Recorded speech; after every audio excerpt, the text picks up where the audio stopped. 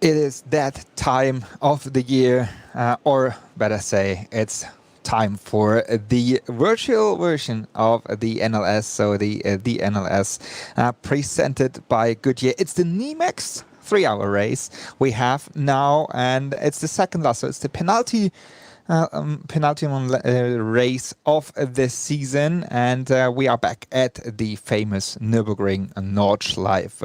Conditions couldn't be better, and as you can see, with a 25 degrees centigrade outside temperature and a pretty hot track, 39 degrees centigrade, partly cloudy is the sky out there, and we already had the qualifying for the different classes, and now we are just going into the qualifying for the SP9 class. But before we go to the live pictures of the current session with the cars on the Nordschleife, we will have a short look back what happened in the last round, and because we want to bring you in the right mood for this NIMEX 3-hour race, and it couldn't be closer in front in the different classes. So as we have the SP9 class, we have the Cup 2 class with all the Porsche 911 GT3 Cup cars. We have the SP10 or the SP10 class with the GT4 cars, and SP3T with the Audi RS3 LMS. So all the cars are back here, and in total we have 51 cars in the grid, all participating in this round. And yeah, we are very much looking forward to have also people, drivers, team managers here in the interview during the next 3 hours. And as I said, before we go into the live session, which started just 2 minutes ago at a sharp 12:30 p.m. Central European time, we started into the qualifying, but as everybody has to do their first couple of laps getting used to the track, we have enough time for having a look into the past race, where we had the premiere of the new BMW GT4, BMW M4 GT3, and so that's why we will have a closer look on that as well. We have the BMW in the field, in the grid as well, but also beside that, we have the Mercedes AMG GT3, we have the Lamborghini and so on. But let's have a look into the highlights of the last round. It was the premiere, as I said, of the BMW M4 GT3, and already in qualifying they showed their performance with the pole position right in front of the field.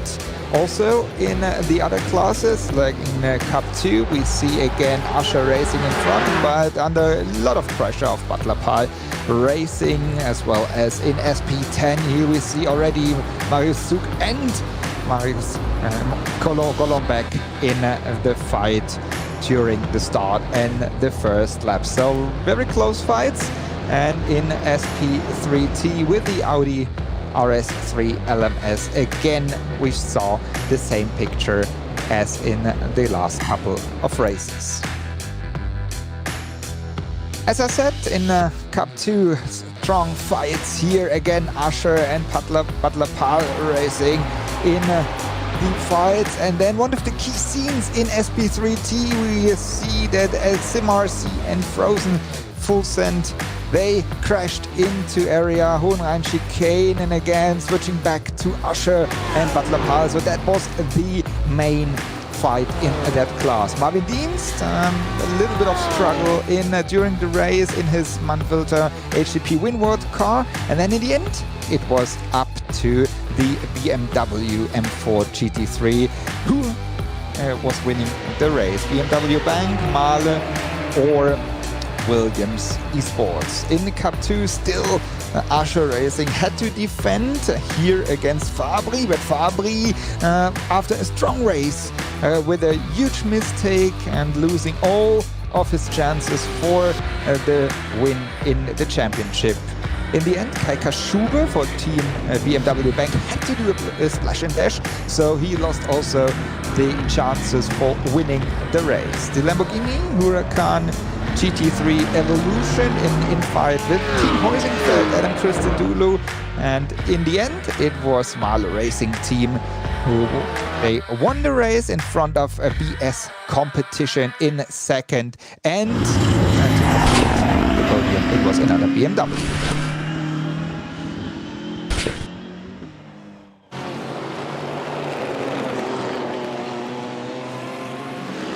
That was the last race of the virtual Nürburgring Endurance Championship presented by Goodyear. And now we are back with live pictures on the car number 7, Team BMW Bank. And they are on their first fast lap. And while we are here in the qualifying with the BMW, we have already our first guest here. I warmly welcome Philip Ellis, who is, I guess, not doing the qualifying at the moment. Hi, Philip. Hey, yeah, good. So far, as we started right into qualifying. So, Philip, as I said, you are not doing qualifying in the Mann-Filter HTP Winward car. Who is in the car at the moment on your car? Jack is going to do qualifying this time around. And do we see you in the car as well, or is it only the team manager role you do this time? No, this time I'll be racing as well, but unfortunately I'll be missing the next round since I'll be at Sonoma with Russell. So I'll probably have Marvin back in the car for that race, and but today I'll do some driving myself as well. So it will be Jack, Alexei, and you, as I see in the grids. Looking back to the last race, unfortunately, we saw just in the highlights with a bit of bad luck, Marvin lost the car, but how do you see your chances for this race in the SP9 class with a strong performance over the last races of the BMWs? I think it doesn't look too bad, to be honest. I think both cars have different strong points, and so it'll be up to us to take the advantage where we have them. Probably more over the long run than on a single hot lap, just like we've seen in the other races this season already. And you know, as you said, so far we had a difficult season this season. Made some errors ourselves as drivers, and just didn't maximize the potential we had in the car, unfortunately. But I think today we look pretty strong, we look pretty confident in the car. Car feels good as well with the temperature we have on track, so gonna gun it. Do you have to push even more at the moment than probably the BMWs or maybe also the Lamborghini, so that it is more easy to make mistakes right at the moment with the current BOP and performance of the Mercedes-AMG GT3? I wouldn't say so. To be honest, I haven't driven the BMW nor the Lamborghini much, so I don't actually know how they behave. So it's always easy to say that we have to push more than they have to. But as you know yourself, you've done enough sim racing to know this. It's always difficult to put that lap together, even if you have recently or decently easy car to drive. So I wouldn't take any credit of anybody who puts it on pole today, especially not the BMWs. They've all done a brilliant job this season and also last season. So it's always easy to talk from the outside, but you still have to do the lap. So I wouldn't say that we have to push any harder than anybody else is pushing right now. We just see the first times coming in. Heinrich on first position with a 7:55.5, and then Jack, your teammate, with a 56.4. Jan Zenkowski, another Mercedes AMG GT3 in third position. So, but these are the first laps, as we have a little more to wait until everybody crossed the line and also did their second lap. But another topic is, as we see Haupt Racing Team, so we have Danny Morat in the car here, replacing Dirk Müller. And how do you see this development into Mercedes AMG, having Danny Morat as an virtual racing driver only under contract? That's quite special at the moment. I think it's quite cool. I think it's the right step of AMG into the right direction. Also, other championships are thinking about including sim racing more and more, just like the GT World Challenge is thinking about it. So I think it's really cool. I've just raced with Daniel in Daytona 2 weeks ago. So it's always great to see these guys back on the sim. Race against each other on the real track and on the sim race as well. So, there's nothing negative that I could see about that move by MG, and only positives to take from it. I think it shows the right signal of the manufacturer towards sim racing.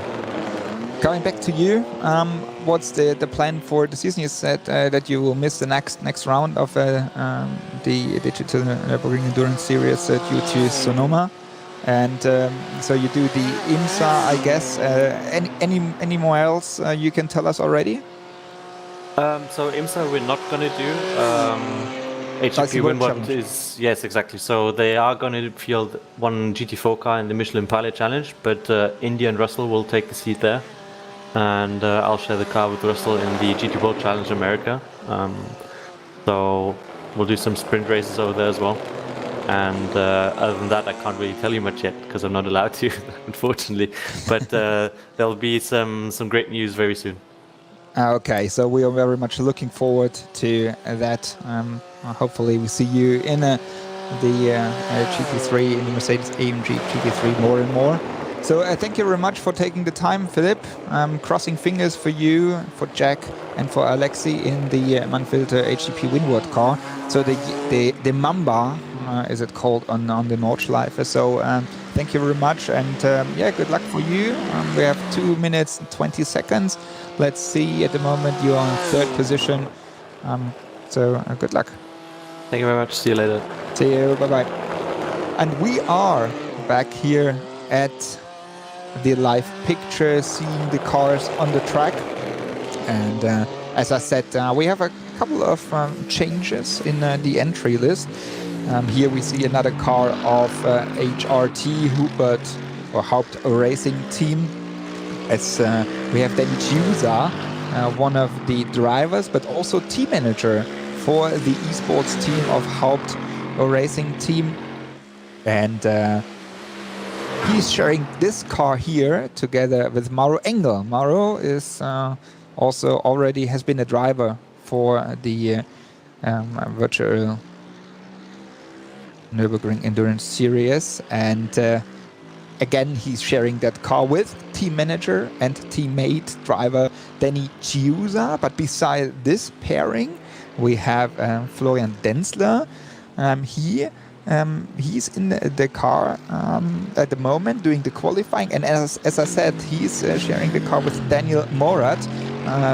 Just a couple weeks under contract as a sim racing driver, only in Mercedes AMG. So he's the first having this contract for Mercedes AMG, which is quite special and unique, as we know that BMW is also pushing in that direction very much with their BMW Motorsport Sim Racing department. And also now Mercedes AMG is pushing in this direction. And as I said, Danny Giusa, we see here in number 4 Bielstein car, a little bit in trouble there at Breitscheid, so sliding very much. And as I said, we have quite high track temperatures, 39 degrees centigrade, and these guys are pushing for that lap. As we see, the time is counting down. 7 seconds to go in this qualifying. Everybody who is on a fast lap at the moment, they can continue that lap and finish this lap. So we are very much looking forward. Checker flag is out now, and we're very much looking forward to the times coming in. At the moment, it's Heinrich in the BS competition car in front, as we see that quite a lot behind. It's Dominik Steib. Dominik also not every race, but he's also a regular driver in the NLS in SP9 class for Williams Esports. In second position, Jack Sedgwick. In third, fourth position, Jan Sendkowski, Kai Kaschube, another BMW, Nils Koch, Jemo Hertling, Max Riedmüller, Florian Denzler, and Vasilios Beleziotis in 10th position. So that's the top 10, while we go into or on board to Butler Pahl Motorsport and Florian Krüger.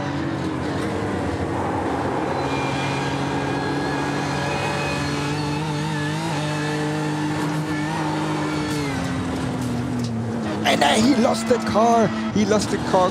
Krüger lost the car right at the big jump of Pflanzgarten into the barrier. We were live on that, and you see it looks like that the front suspension broke when you have a look on the steering wheel. So you see these guys, they are pushing very, very hard. And as I see, so Florian Krüger, he will stay in 12th position at least. So no, there will be no better time for him. And we are now here on the RN Vision car. These guys from Keep On Racing guys, they are not only in SP9 class, they are also in SP10 as well. So having there also a car in the GT4 class with the BMW M4 GT4. At the moment here in the 10th position, number 69 car, which is already said Beleziotis and Jan Maszakowski. And at the moment it's Beleziotis who is driving the car here in qualifying. MAHLE Racing Team, number 109, Dominik Steib, as I said, and Bradley Philpott. They are sharing the car. And we are missing this time our front runner as well. It's Sami Matitrogen. He's missing for this round of the Nürburgring Endurance Series presented by Goodyear. MAHLE at the moment, Dominik Steib in second position. And now he's on his last lap, having a look into the sectors here at the timing screen.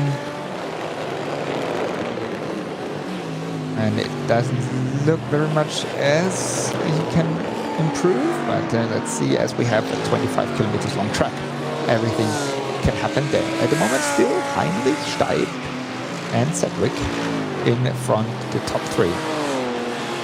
Which means it's BMW and Mercedes-AMG. Mercedes-AMG within 1.5 seconds right at the moment.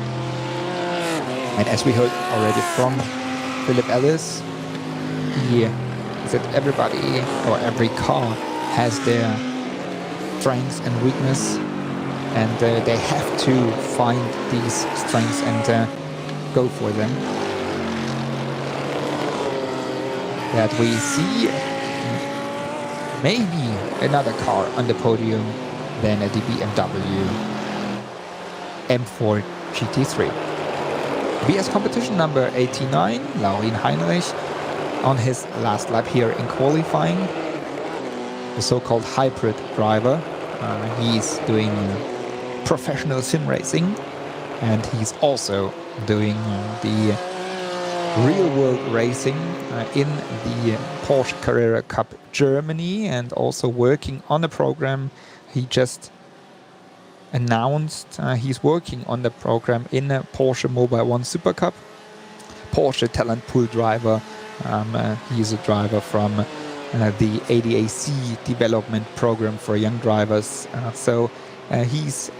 He made his first steps in Formula 4 into real racing, together with his father as a family team. Stepped back for sim racing and used all the power out of sim racing to try or give it another try in real racing, and now he's one of the top guys there in the Porsche Cups, winning the Porsche Sports Cup in 2019, last year Rookie of the Year in Porsche Carrera Cup Germany, and now he can improve also here at the Digital Nürburgring Endurance Series.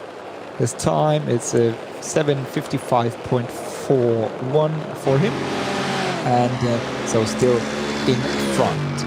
Haupt Racing Team Hosingfeld. We have Jan Zentkovsky and Adam Christodoulou in the car there. Together they are sharing the car with Mats Torge Hutzfeld. That's the usual, the regular driver lineup they have there. Currently in 4th position. Let's see if they can improve. Jan Zentkovsky crossing the line, and he cannot improve.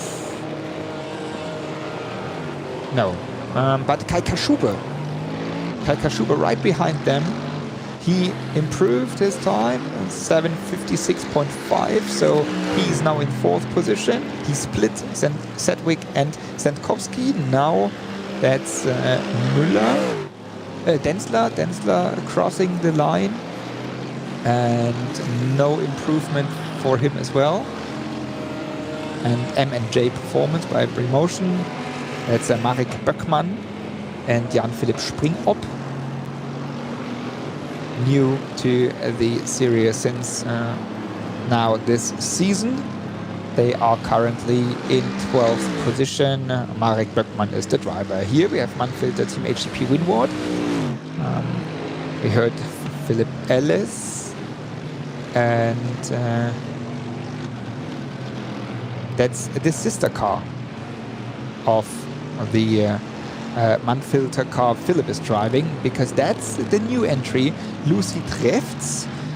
He is driving right at the moment and sharing the car with Lukas Müller, and that's a joint venture of Haupt Racing Team and HTP Winward, because Trefts is a HTP Winward driver and Müller is an Haupt Racing Team driver, and there you can see how you can work together also within or in between the different teams, and that's, as I say, the joint venture of these guys sharing a car. Here now in 14th position, Lucy Trefts, driver in the Mercedes AMG GT4 in the ADAC GT4 Germany, and now everybody is coming back.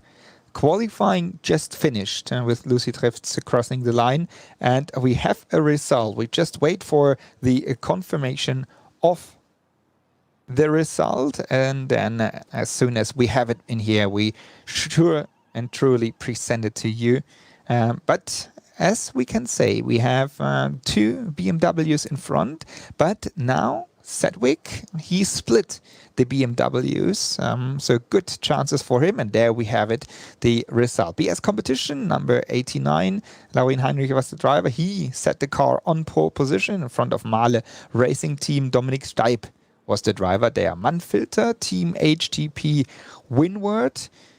In 3rd position, Jack Sedgwick was the driver, and Team BMW Bank Kai Kashuba sharing the car with Bruno Spengler this time. in fourth. Fifth, Hauptracing Team Heusingfeld, Jan Senkowski, H&R team by 5-star. It's Max Riedmüller, the driver. BS competition number 90 in seventh that's the Niels Koch car. And Niels Koch, he is sharing at this time the car with Felix Quirmbach. And behind there, the Team Great Britain, Alessandro Bicco. In ninth position, Schnitzelalm Racing in front of Hauptracing Team Bielstein. Chiosa and Engel. Haupt Racing Team right behind there in 11th, 12th, M&J Performance Premotion. 13th position, Keep On Racing, RN Vision in 13th. 14th position, Manfilter Team HTP Winward. 15th is Butler Pal Motorsport, also having multiple entries into the series in front of ERC powered by FSP TÜV Rheinland, the entry we have since last race, as we had the TÜV Rheinland 3-hour race. In 17th position, and that's all of the cars we have in SP9, it's NIMA's Race Cars Esports, so 17 cars there, and that's the SP9 class. Having a look in Cup 2 in the Porsche 911 Cup cars, it's Usher Racing once again. Markus Jirak was the driver there, and H2 Performance SRT in second position, Thomas Asmussen. Butler Pal, as I said, multiple entries in third in front of Team Nürburgring Esports, strong qualifying for them as well. MRS GT Racing at Deutsche Payment. We have in fifth. In sixth position, it's VNS E Motorsports by H2 in seventh, it's SimRC Cup 2, and eighth position, Rennwelten Pro Team. That's the top 8 in Cup 2 class. And there we have in total 13 cars running, while I was missing in SP9 class, just to keep you updated. Carl Jansson, he didn't do any lap in qualifying, or no lap without a mistake. So Cora Sim Racing was missing there with the Lamborghini Huracan. But continuing in Cup 2, Eibach Sim Racing in ninth position there, but quickly go into the SP10 class. Cora Sim Racing again in front, again. Also in front here, Team RSO in front of in third position, UDG Scuderia, Sim RC SP10 in fourth, fifth VRA Racing in fifth position, BS Competition 6, Keep On Racing, another multiple entry in seventh, and Schnitzelalm Racing Youngsters in eighth position here in SP10 class. Ninth, ERC powered by FSP. Also new entry, Power Team Racing Team Gold in 10th. 11th, AMC Siegburg. Race Tech Performance in 12th. 13th position, VS Racing Esports Black. And in 14th, EPS Rennsport Esports. That's the 14 cars in SP10. And as I just wanted to add, we have 13 cars in Cup 2. And now coming into the last class we have today, which is the SP3T class with the Audi RS3 LMS. We have another time SimRC in front of Frozen Speed and Team Heusingfeld.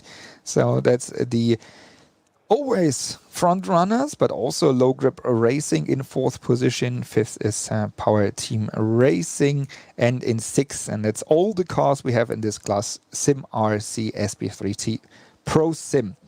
That's all the 51 cars we have, and as everybody is getting ready for the NIMEX 3-hour race, it's time for us to take a breath and having a very nice view on to the very nice looking Nürburgring Nordschleife and Grand Prix circuit. But as I said, we have the penultimum race of this season. There's one more coming up, having a look onto the calendar of the season, as we already had the H&R 3-hour race, the MAHLE race, the TÜV Rheinland, as I said, now with the NIMEX 3-hour race. And last but not least, the new partner of the Digital Nürburgring Endurance Series. We have the Lego Technic 3-hour race, and I'm very much looking forward to that. I'm just waiting for my present to build the different cars we have here in the series. But yeah, on the 6th of March, you should mark that very bright into your calendar, because it comes down to that. I trust in that, because at the moment it's so close together in the different classes, and so there won't be any decision made here in the NIMEX 3-hour race, but it will be down to the Lego Technic 3-hour race in March. And then that's it with the current season, unfortunately. So season 2020-2021. But everybody is very much looking forward and hoping for another season of the Nürburgring Endurance Series, the digital one, presented by Goodyear. What is happening now? We are waiting for the so-called gridding for all those who are not so much aware of sim racing. It's the so-called gridding. It's like a starting grid. So everybody is now changing their setup, because that's completely free. So everybody can do their own setups and so on. And then they're joining, and we see that here on the Döttinger Höhe. And we wait for everybody to join, to click on the button to start the race. And as soon as everybody is there, having done their setup and their fuel and so on, they are just showing up here. And as I said, as everybody is there, formation lap will start. We start in different groups. As you know that from NLS, you see the whole grid is lining up here, but as race control is in contact with all the teams and drivers, they are managing the different gaps in between the class. So we start with SP9 right at the moment, and you see the pace car is taking off. So that means we are just a couple of seconds away from the penultimate race of the season, the NIMEX 3-hour race. SP9 is the first class, and it's Laurin Heinrich who will be on pole position. Dominik Steib in the MAHLE car on the right-hand side, and then we have the first Mercedes AMG GT3 with Jack Sedgwick in the Manfilter Team HTP Winward car. That's the top three of the 18 cars.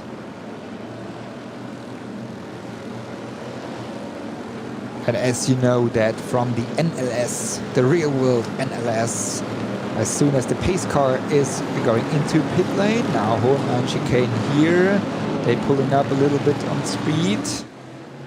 So as soon as pace car is going into pit lane, it's up to Laurin Heinrich to start the race, and we are still in formation, and here we go.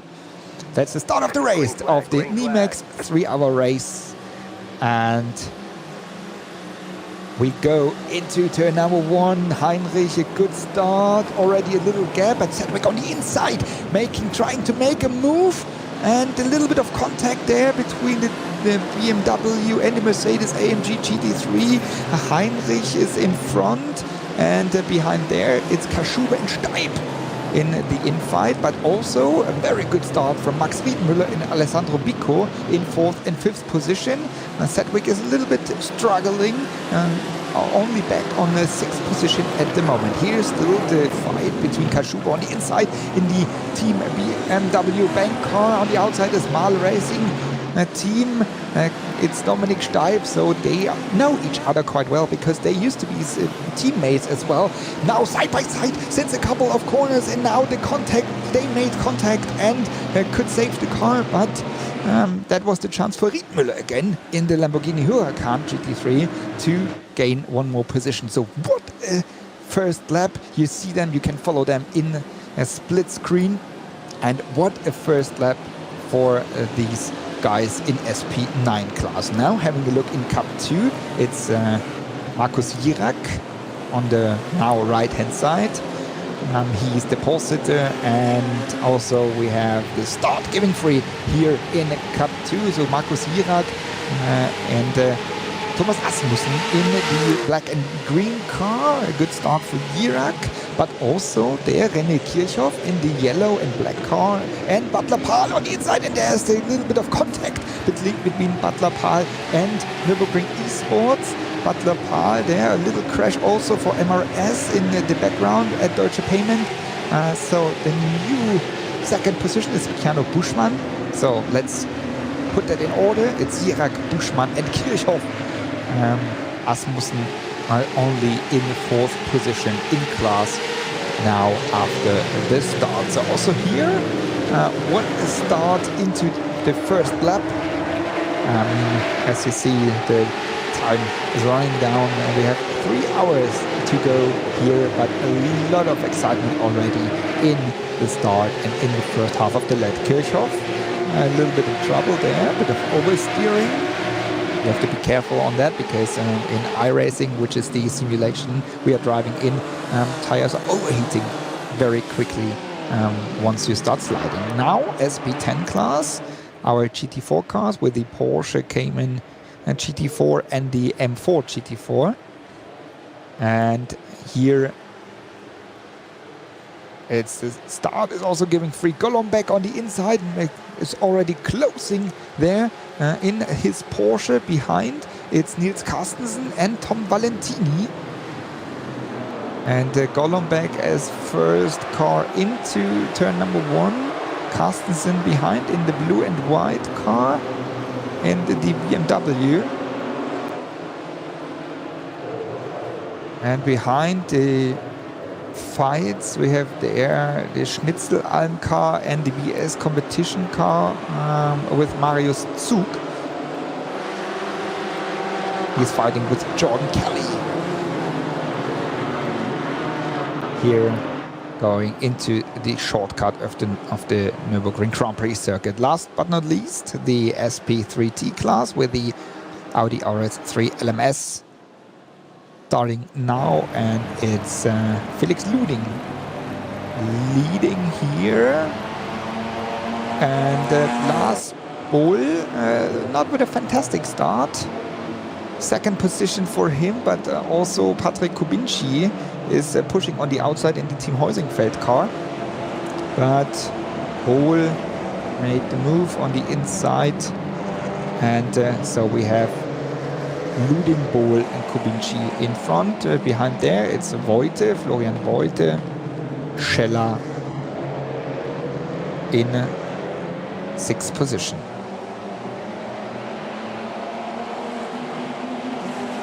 So that's the cars we have now on the track with Carl Jansson and Samir Ibrahimi. 2 cars not starting, so that's why they are in 50th and 51st position. While we are here on Patrick Kubinci in the Heusingfeld Audi, number 404. It's only 6 cars, but with these 6 cars we will have them together the whole race, having a lot of slipstream fights, and also in terms of strategy, and hopefully we have one or two of them in the interview as well. First replay, we just saw that live with the contact between Kaschube and in the BMW bank car and Dominik Steib, but everything went okay in that, but that was the reason why Riedmüller could make his move into 3rd position. Here we have the fight once again. It's Riedmüller and behind there it's Kaschube.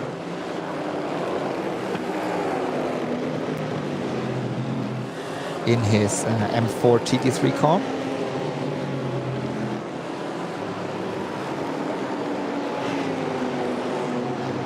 A strong performance already we saw from the Lamborghini of Core Sim Racing, but now it's not the Core car at the moment, as we have Max Riedmüller there. He's driving for the H&R Team 5-Star. They switched to the Lamborghini as well in the last race already. And so we have with BMW, Mercedes-AMG and Lamborghini, we have 3 different manufacturers. What we see here, it's Riedmüller, it's Kaschube and Bicco. It's the fight for 3rd, 4th and 5th position. And Bicco, Alessandro Bicco, he is a driver of the BMW team Great Britain.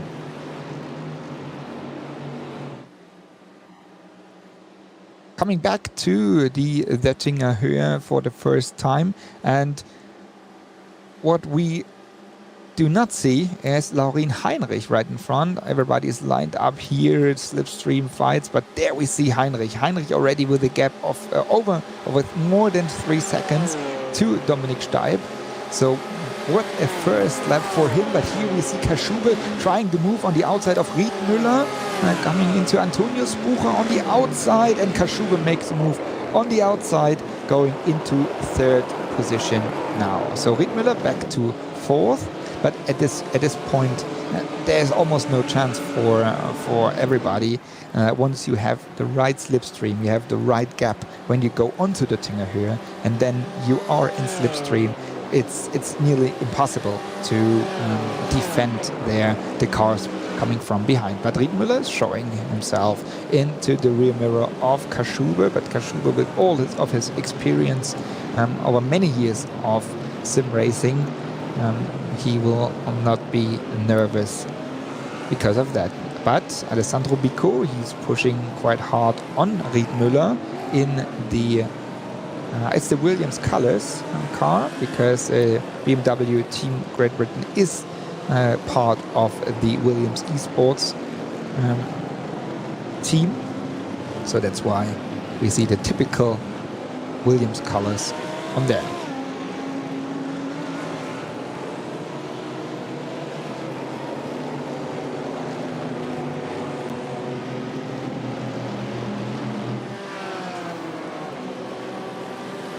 That's the fight again for 4th and 5th position, but also behind it's Zentkovsky and Jack Sedgwick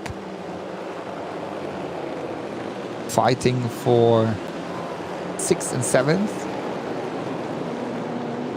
as the best Mercedes-AMG GT3. And also Cup 2 is now back on the start finish. We see exactly the same picture. It looks like a mirror. With Butler Pahl, Keanu Buschmann and Markus Jirak for Usher Racing fighting there. We see exactly the same picture we saw in the last race. And now it's Buschmann crossing the line here after the first lap. In first position in Cup 2, behind is Markus Jirak and René Kirchhoff in 3rd position.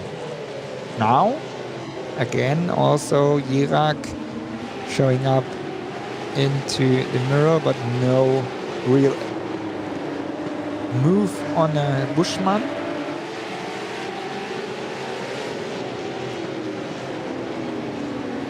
But again,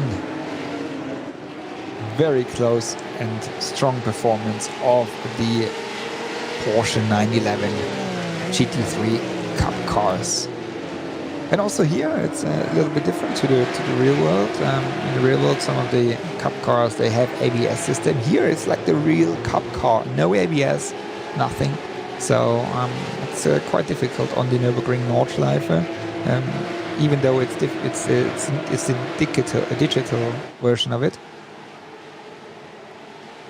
And you really have to be careful with the brakes and tray braking into the corners, that you do not lock wheels and probably destroy them, because also here the tire model is quite special, as we have once you have overheating tires again here, you start sliding too much and losing a lot of time. Golombek knows how to use the tires, as he is coming over the line in first position after the first lap, in front of Carstensen and Weibel. But Weibel and Valentini, Weibel in the grey Porsche Cayman and Valentini in the BMW, in the yellow and black BMW. They are also fighting there, and Carstensen, who's driver of the blue and white car of a Team RSO.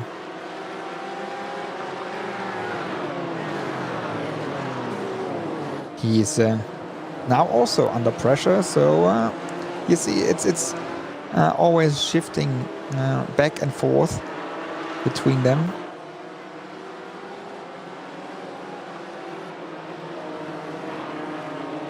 And now the pressure is on Carstensen, as Weibel could close the gap.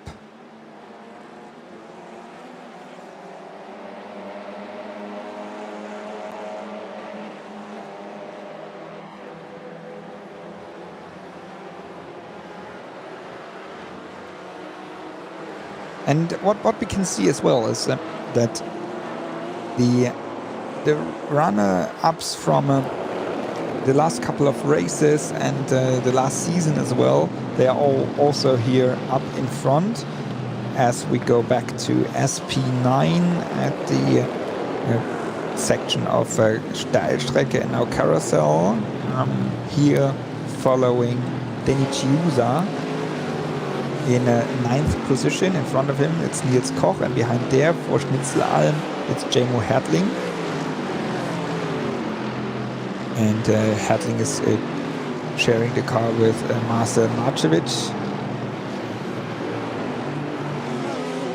So that's the fight for top 10.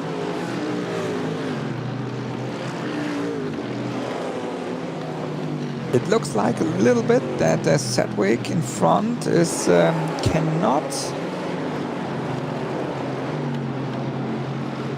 follow the speed of Alessandro Bico in 5th position, so that's why we have that little jam here. Starting from Sedgwick, Sendkowski, they both changed positions once again, as we were not on there with the cameras. Behind there is, as I said, Nils Koch, Denny Chiusa and Jamo Hertling. So that's the train you can see here at Pflanzgarten.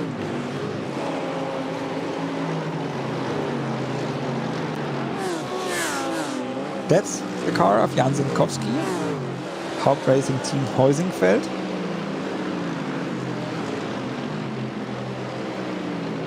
As I said, sharing the car with Mats Torge Hutzfeld and Adam Christodoulou, the real-world pro driver for Mercedes-AMG.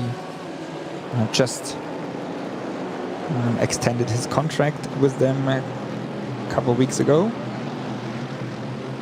And also one of the drivers having a contract for Sim Racing World there. In split screen, we are on board with René Kirchhoff, showing Thomas Asmussen, who is close to his rear bumper, trying to put pressure on Kirchhoff for Nürburgring Esports.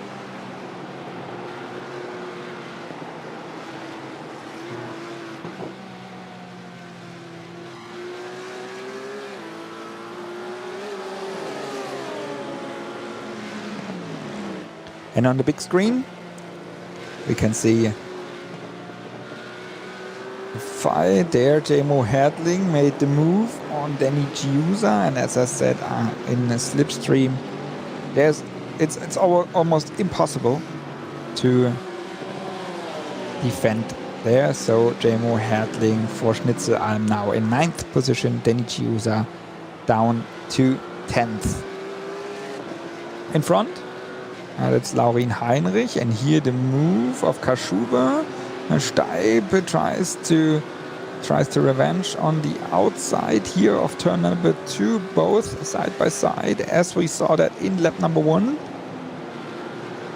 And now it's the better end for nobody at the moment. Still side by side, Kashuba on the right hand side with a black and white car, and the Williams colors and MAHLE colors, green, white and blue. Here we see the car. That's Dominik Steib. So Steib stays in 2nd position, but Kashuba is putting pressure on him.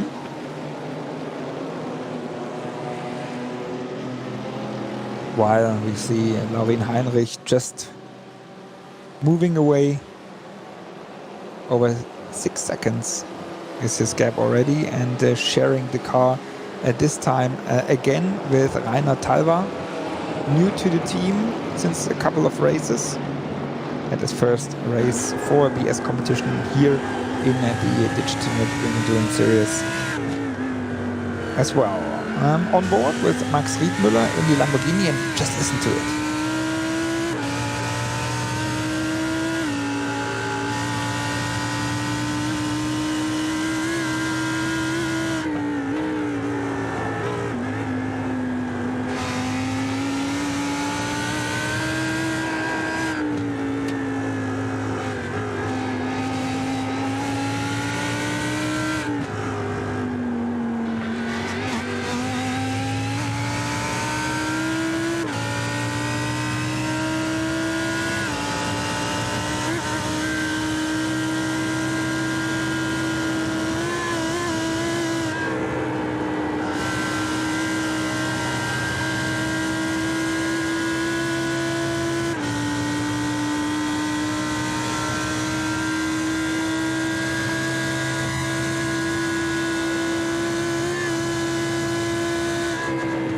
Always fantastic to hear them driving.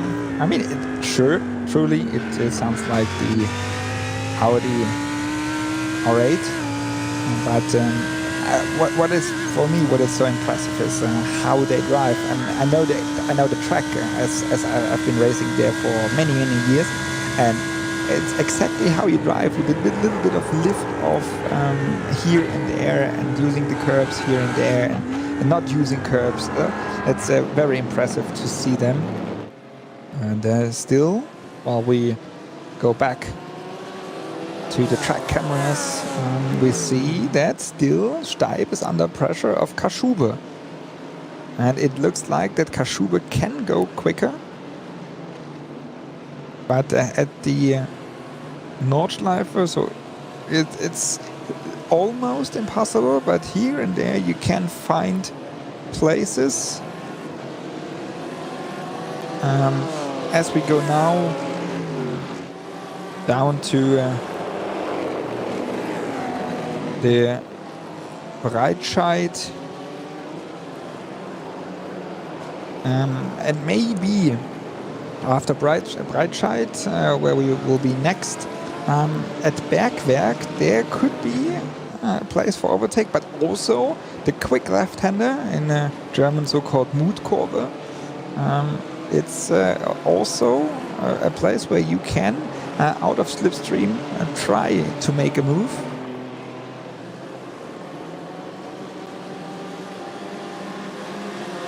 But at the moment, now here, going into Bergwerk, at the moment it doesn't look like that Kashuba can make a move on Steib. But here, it's Schnitzelalm, and keep on racing in the class SP3T. Maximilian Dehn and William Voss fighting there.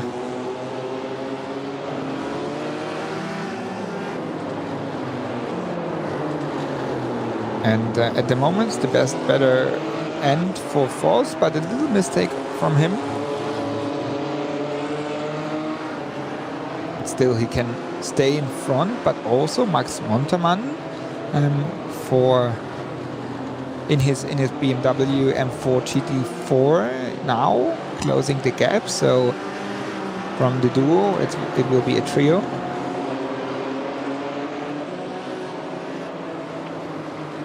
And there's a lot of pressure on Voss.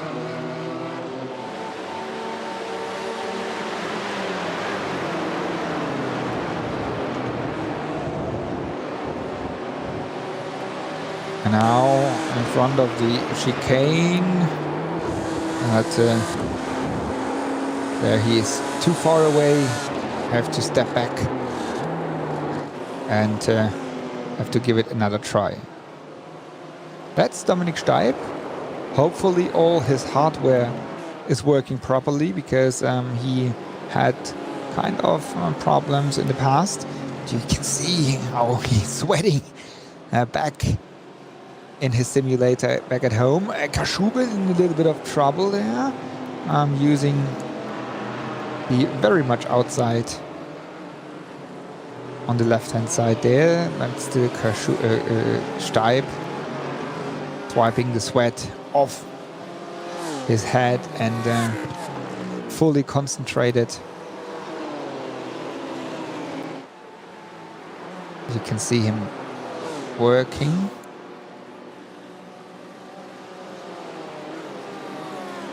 I mean, there you can see it's hard work for the guys. You see all the force feedback and how the camera is shaking in his simulator, because force feedback is working quite heavily. So it's not sitting back at home on your sofa and driving a little bit of cars virtual. It's very much a lot of practice, a lot of effort they put into that, and truly you have to be fit to drive that. You see how he is breathing and sweating and swiping always the sweat off his head, and talking to his teammates for strategy and gaps. So they are discussing now the Oettinger as we do that in the real world as well. So discussing everything there, maybe saving fuel, how about the stints, undercuts and so on. So it's very much impressive to see these guys in their simulators back at home. But Kaschube, he needs to make a move on the outside out of the slipstream, but no way for him in his BMW M4 GT3. Steib is still in second position. Kaschube in third, and Riedmüller. Very strong performance of the guy from H&R by 5-star. Now he has to defend against Biko, late on the brakes. And Biko, he was too late on the brakes, touching Kaschube, and also Riedmüller was involved into that. Biko, he tried to make a move, but he was very, in my opinion, too late on the brakes and couldn't make the corner. And then, unfortunately, Kaschube was there and he touched him slightly on the rear right-hand side. But as we can see, that Kaschube is still in third position, but Sedgwick made the move, and he is now in fourth.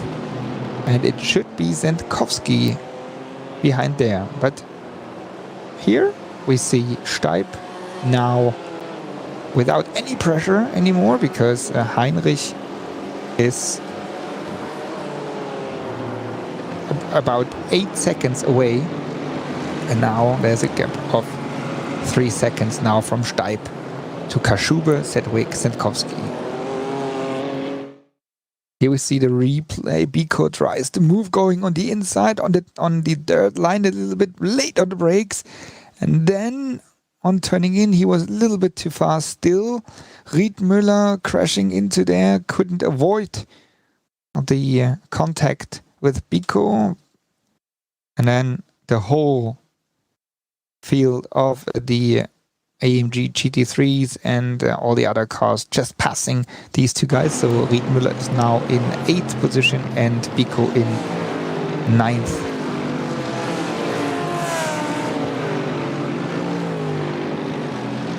So most probably race control will have a look into that surely.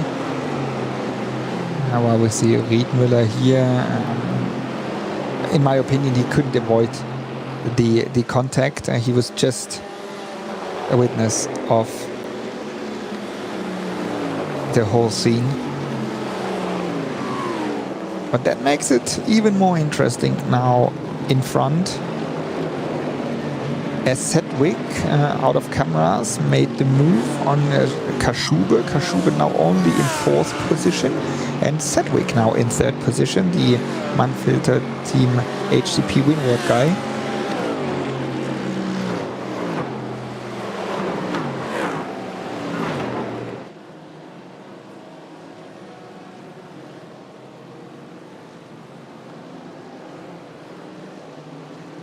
And that's the helicopter view on the fight of Chiusa against Pico. Pico most probably has now problems with his car. There will be damage on it, as you could see that Riedmüller crashed into there as well. So there will be maybe a minor damage on his car, and you can see it also in front. And the simulation iRacing is calculating that damage into a disadvantage, and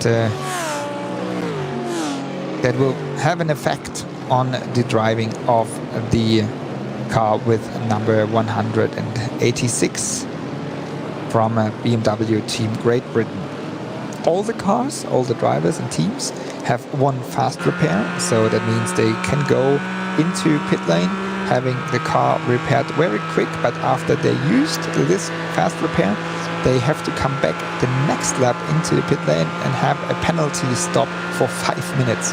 So that's what they can do, but then truly they will be out of the fight for any good position after the 5 minutes penalty stop. But here we can see the fight in the SP10 class. Golombek, who went back to 2nd position, as Nils Carstensen is now in front. So Carstensen, Golombek, and behind there it's Weibel. And Weibel tried to make the move at the end of the Höhe, Antonius Buche, but Golombek could defend his 2nd position. But still, Carstensen, Golombek, Weibel, Valentini, Kelly, very close together. So that's the top 5 here in SP10 class. After 1 hour, which is a little more than 3 laps they did.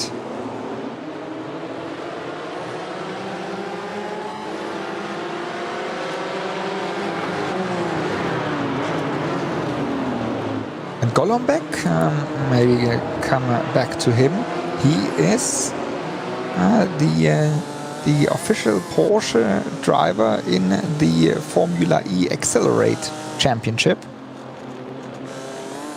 And so he's the official driver there as well, while Lukas Müller is also one of the Formula E drivers. That's Jamo Hertling. We see him in split screen in the green Mercedes AMG GT3, and him driving in his simulator. Jamo Hertling for Schnitzelalm at the moment in 7th position. Nils Koch in front of him, and Max Riedmüller in the Lamborghini behind.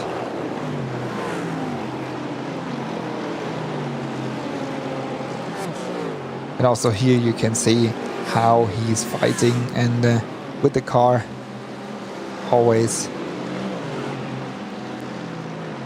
counter steering, correcting as these guys are on the limit.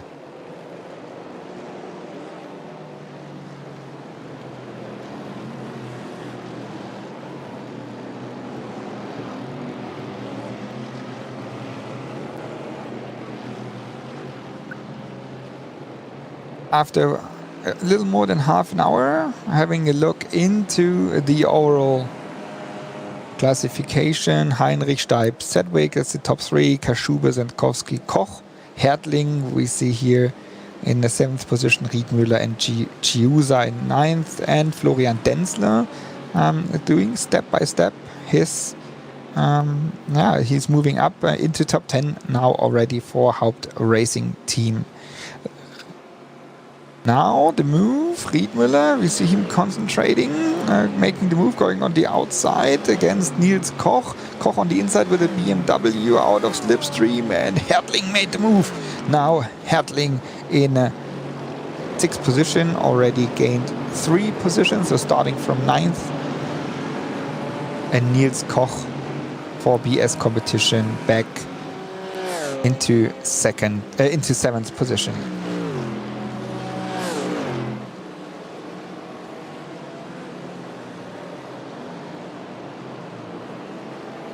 Here, that's the SP3T class, and as I mentioned already, so we have 6 cars in this class, and we have 4 of them fighting here, and that's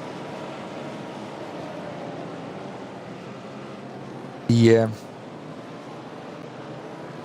top 4, Kubinci, Luding, Bohl and Voiter.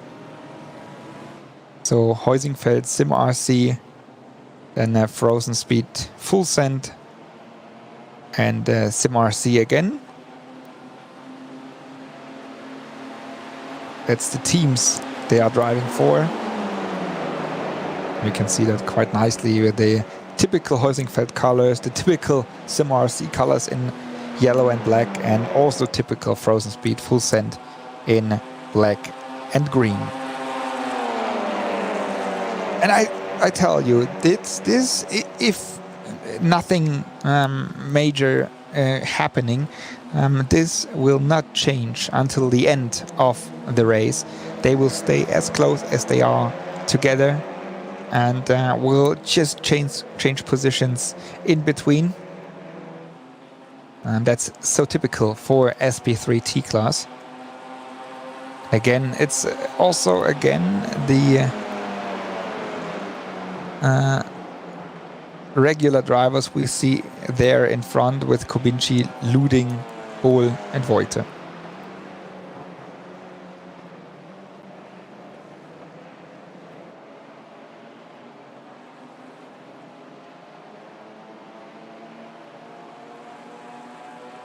The SP3T class with the Audi RS3 LMS, it's the slowest class we have here in the NLS, as we have in SP9 class, so with the GT3 cars, around 8 minutes lap time. We have here around 8 minutes 55, 52.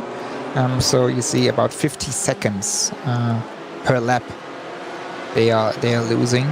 So that means in a couple of laps the guys will start with lapping the different classes. But we do not lap the classes. We make the switch into SP10 with the Porsche Cayman GT4 Club Sport and the BMW M4 GT4. And there we are on the car of Manuel Weibel in 3rd position. Carstensen still in front of Golombek and the already mentioned Weibel in his grey and orange Porsche Cayman.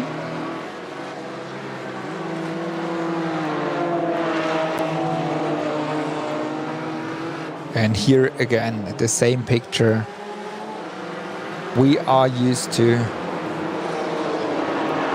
with not only the teams in front there, but also with the drivers. As we have, as I said,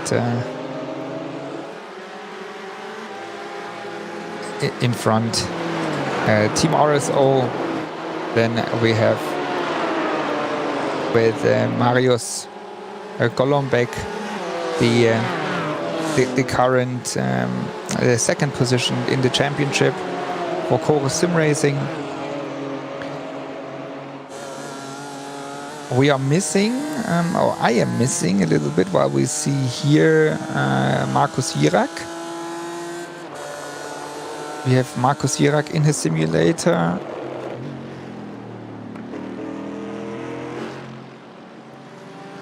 And I'm missing in SP10 class the BS competition car 389 with Marius Zug and Ryan Barneveld, because they are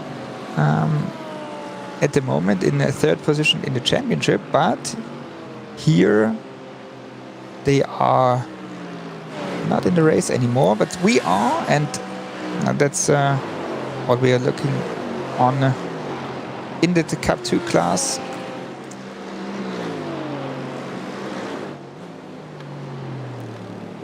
With Markus Jirak currently leading the Cup 2 class, and you see he's pumping and also very much concentrated.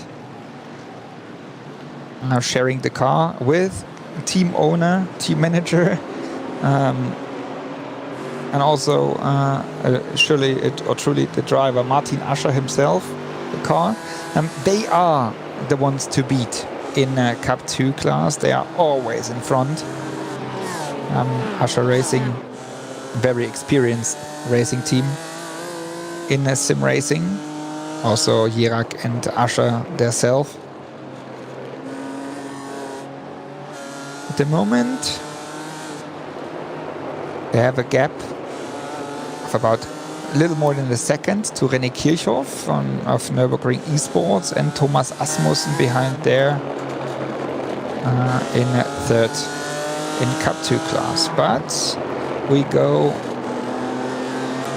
into 7th position with Nils Koch.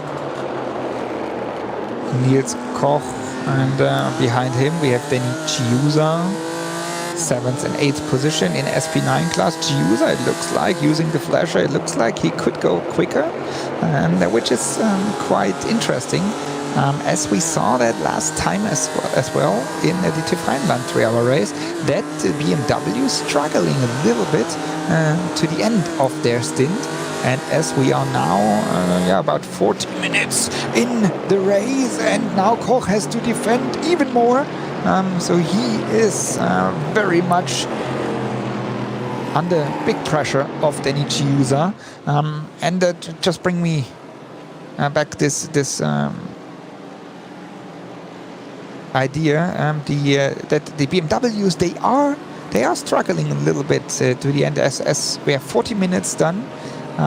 About 20 minutes, so 2/3 of the we have 2/3 of the race of the first stint done, while we are start lapping the SP3T class, and it looks like they still have struggles with their tires and maybe fuel management to the end of their stint. But now Hertling under pressure of Koch.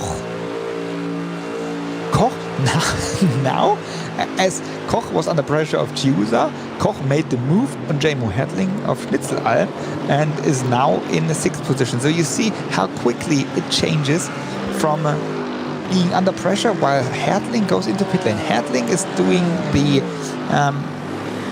the optional pit strategy, coming into pit lane earlier and do not have to do a late stop. So you can do both strategies, doing the full stint in the beginning and then a short stint in the end, or do it reverse. Hertling and Schnitzelan decided to go out of traffic and go into pit lane quite quickly to have their to be out of traffic for now. We go out of traffic a little bit as well, as we have a short a break now, and but we do not leave you alone. We leave you with the pictures in split screen. It's time for you guys to still follow, and we will be back in a couple of minutes. It's about 5 minutes of break. I need a new drink, and then we are back here with the live pictures and hopefully the first pit stops of the race.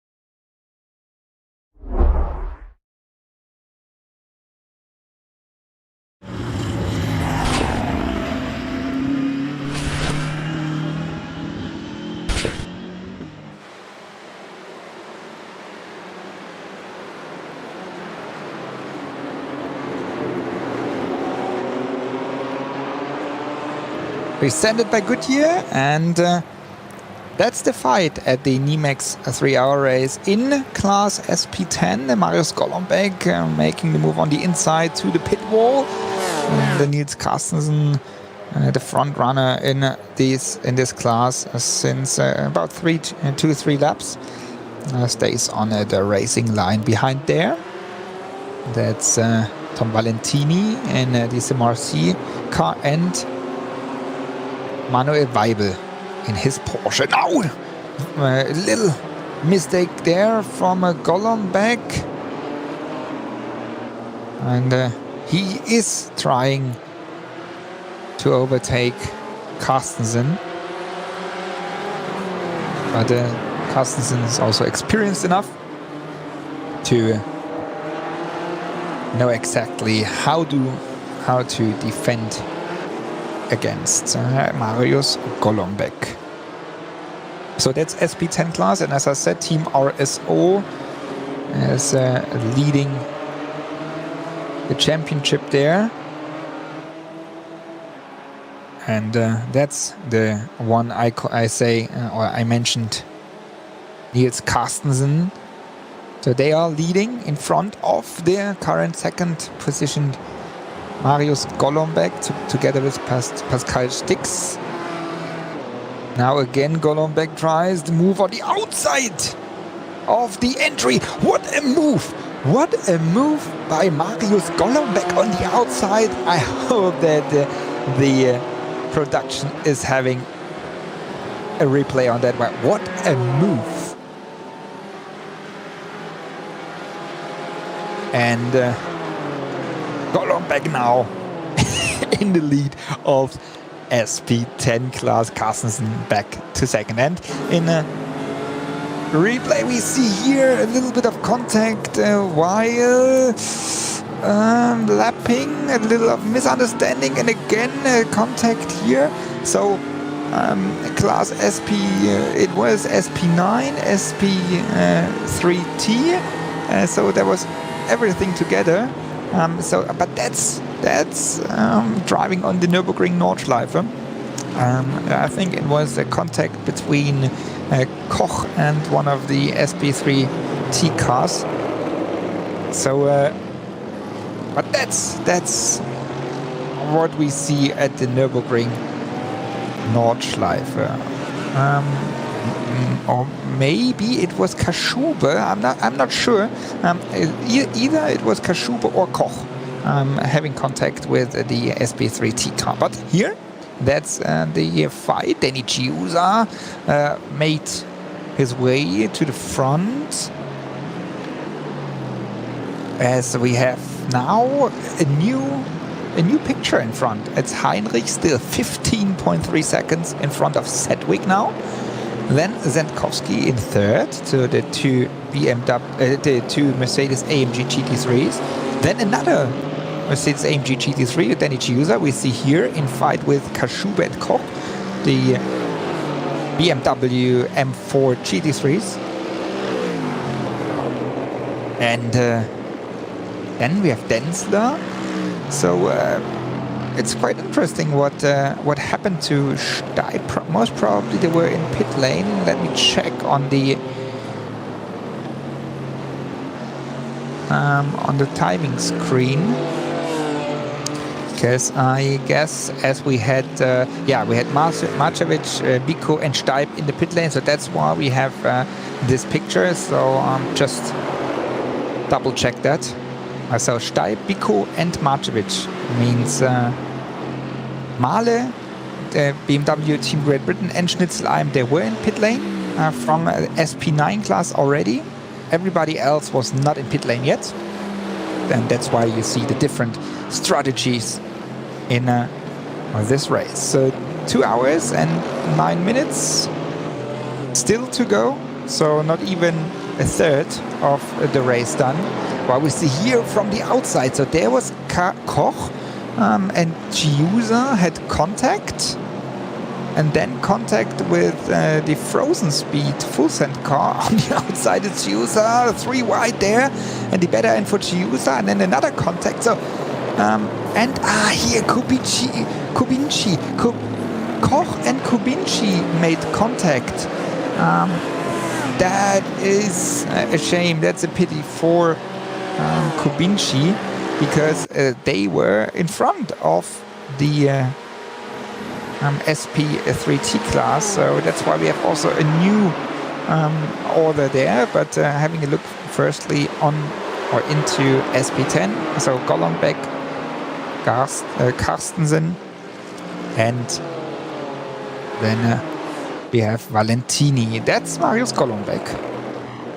Relaxed as we see him always. He always looks quite relaxed, sitting in his simulator back at home in his rig. What he has done is he changed the camera angle from left to right, but he is one of the very much experienced drivers. As I said, doing also the Formula E Accelerate Championship for Porsche, and is driving there also in sim racing. Here also surely within Porsche in the digital Nürburgring Endurance Series. And then you see also the difference between the drivers. As Golombek is relaxed, we just saw Jamo Hedling and Dominik Steib. They look more, more exhausted. Doesn't mean that they are not fit enough, but they look more. It looks like they put more pressure in it. And then we have Markus Jirak, also seeing him. He was also quite stressed. So that's the difference. As you know, now that's the same picture as you see in the real race cars. The one who is relaxed or the ones who are more stressed, it's exactly the same picture. Here you can see the guys without a helmet, without a balaclava, see them driving here at the Nürburgring Nordschleife. So Golombek, second in the championship, together with Pascal Stix. Now in front of Team RSO, Nils Carstensen and Nils Lorenz, both Nils. They are leading the championship, but only by 1.8 points. So that means as there's a special formula with how many cars participating, the position you finished, and so on. So it's very close together. Then there's a little gap to BS competition, and BS competition is it looks like out of the race of the SP10 class with Rein Barneveld and Marius Zug. This is a Sim RC we are on board with, having a look on Frozen Speed Full Send. That's in a SP10 class.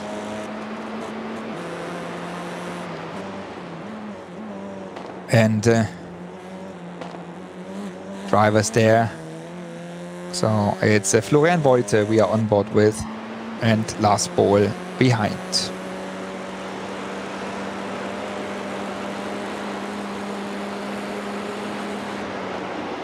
And that's a typical picture in slipstream, coming closer and closer together.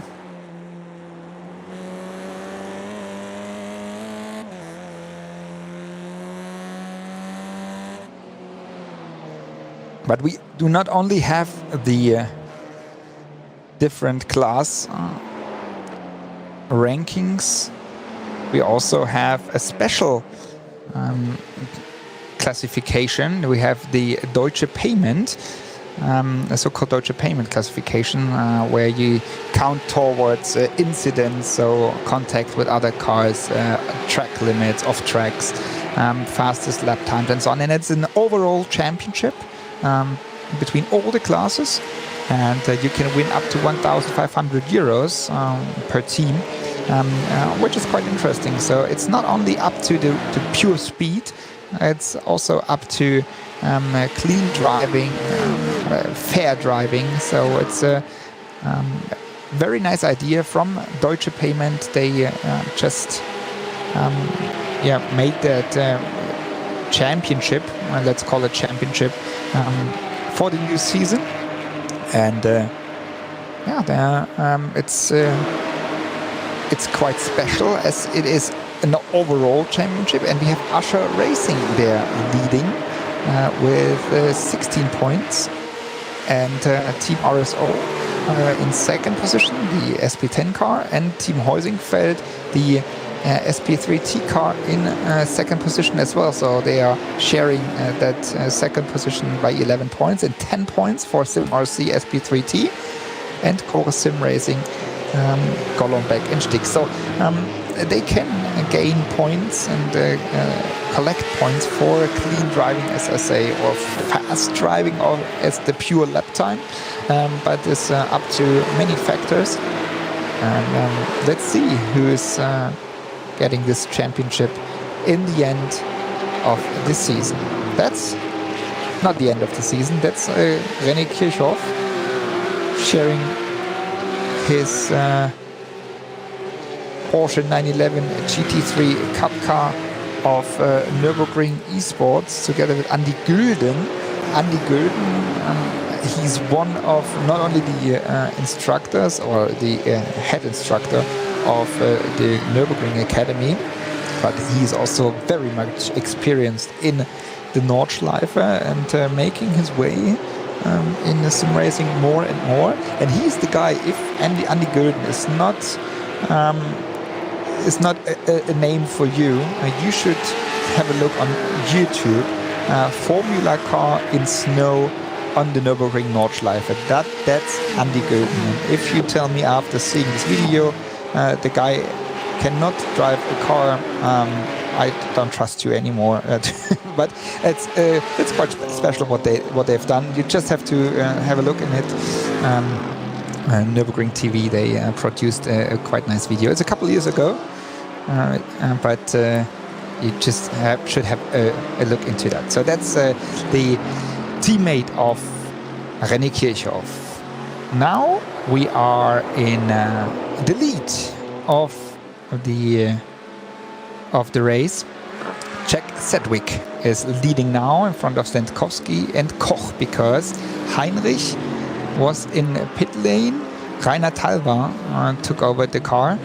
So that's why we see the two Mercedes AMG GT3 in front, and a strong performance of these two cars, as well as of Danny Chiusa. But let's have a look. Chiusa was not in pit. No, he was not in pit lane, but he is in 9th position now. But here, as we have Sedgwick and Stendkowski, and Sedgwick is sharing the car with Ellis and Alexi Iloma. Tim Barnes in his Porsche 911 GT3 Cup car. And if I say Golombek looks relaxing, Barnes is even more relaxed. I mean, there's no pressure in front of him. 8th position at the moment in his class, and so he's almost driving by himself. Little more than 30 seconds in front, 4 seconds behind. So there's no need for pressure and for stress, and he looks very much relaxed in his simulator.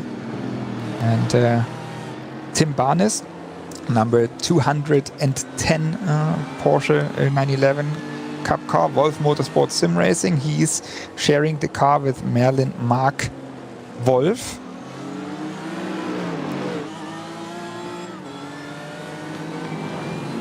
And in the pit lane for him, smiling, most probably he get out of the car. Yes, taking gloves off. And Merlin Mark Wolf is taking over the car for the next stint, as we are a little over the first third of the race here at the NIMEX 3-hour race. Valicios Beleziotis is in 6th position with his M4 GT3 BMW. Keep on Racing, Aaron Wishin is the team. And Beloziotis is sharing the car with Jan Maszakowski. And they have to come into pit lane. Also, they were not in pit lane yet.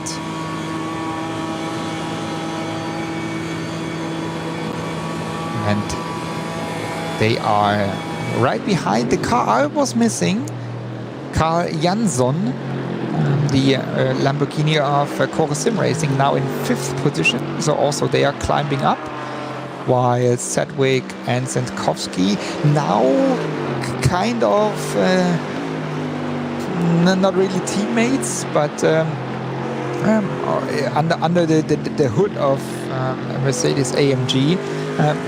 Truly, they, to have a chance against the BMWs, should not fight against each other. They have to come into pit lane, I guess now. Not I guess, they have to come into pit lane now. Otherwise, it won't last with the fuel capacity. And then we will have a clear view on the current standings.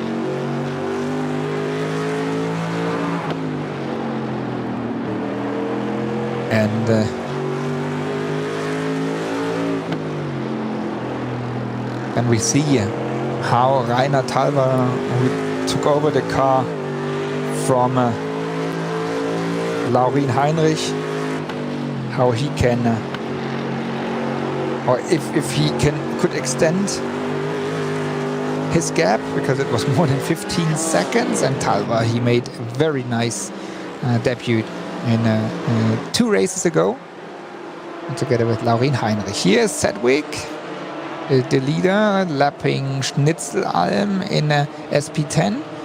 Behind there is Sendkowski, 2 very, very experienced drivers for HTP Windward and for Heusingfeld, now kind of joint venture with Haupt Racing, as they are called Haupt Racing Team Heusingfeld. Now Galgenkopf onto Döttinger Höhe, and we will see them coming into pit lane in a couple of seconds. Now a short chat with the team, and then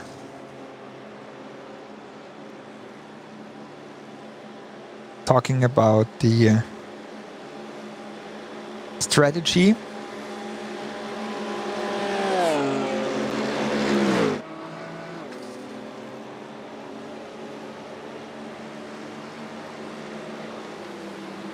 Okay, that's the Hohenrhein chicane, and I promise both cars will come into pit lane. That's a little bit of bad luck. Hopefully they do not lose too much time into the pit lane. Okay, here they are, and that's Butler Pahl against MAHLE Racing Team on Döttinger Höhe. So that's Dominik Steib, while Rainer Talver. Okay, we have to wait until everybody was in pit lane, is now back out of pit lane.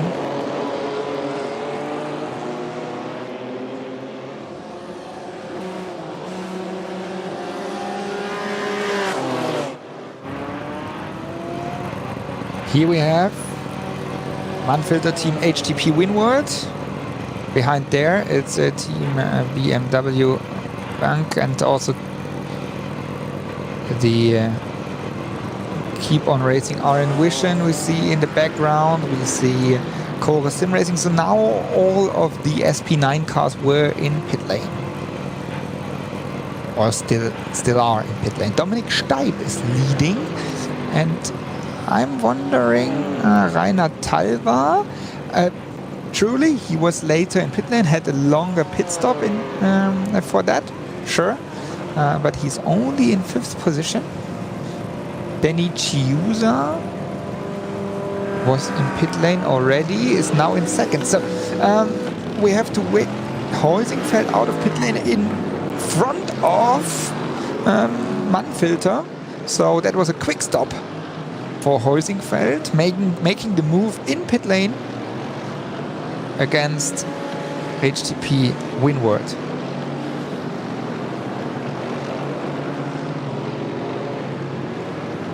And we have to wait for the end of this lap to have the clear view on it. And while we wait for that, we have another guest coming up here. Thomas Asmussen is now here with us in the commentary booth. And Thomas, he is driver of the number 222 H2 performance car, sharing the car with Lukas Lippert. Welcome, Thomas. And how is racing so far here at the NIMEX 3-hour race? Yeah, hello. Yeah, the qualifying was pretty good. I was P1 at first, but then Usher Racing gained like two hundredths of a second. But the goal was just to be like P3, P4. That's everything fine. At the moment, the draft is so there's so much draft that I was pretty sure like the first 3, 4, 5 will stay together. So our tactic was just to stay with the pack in front.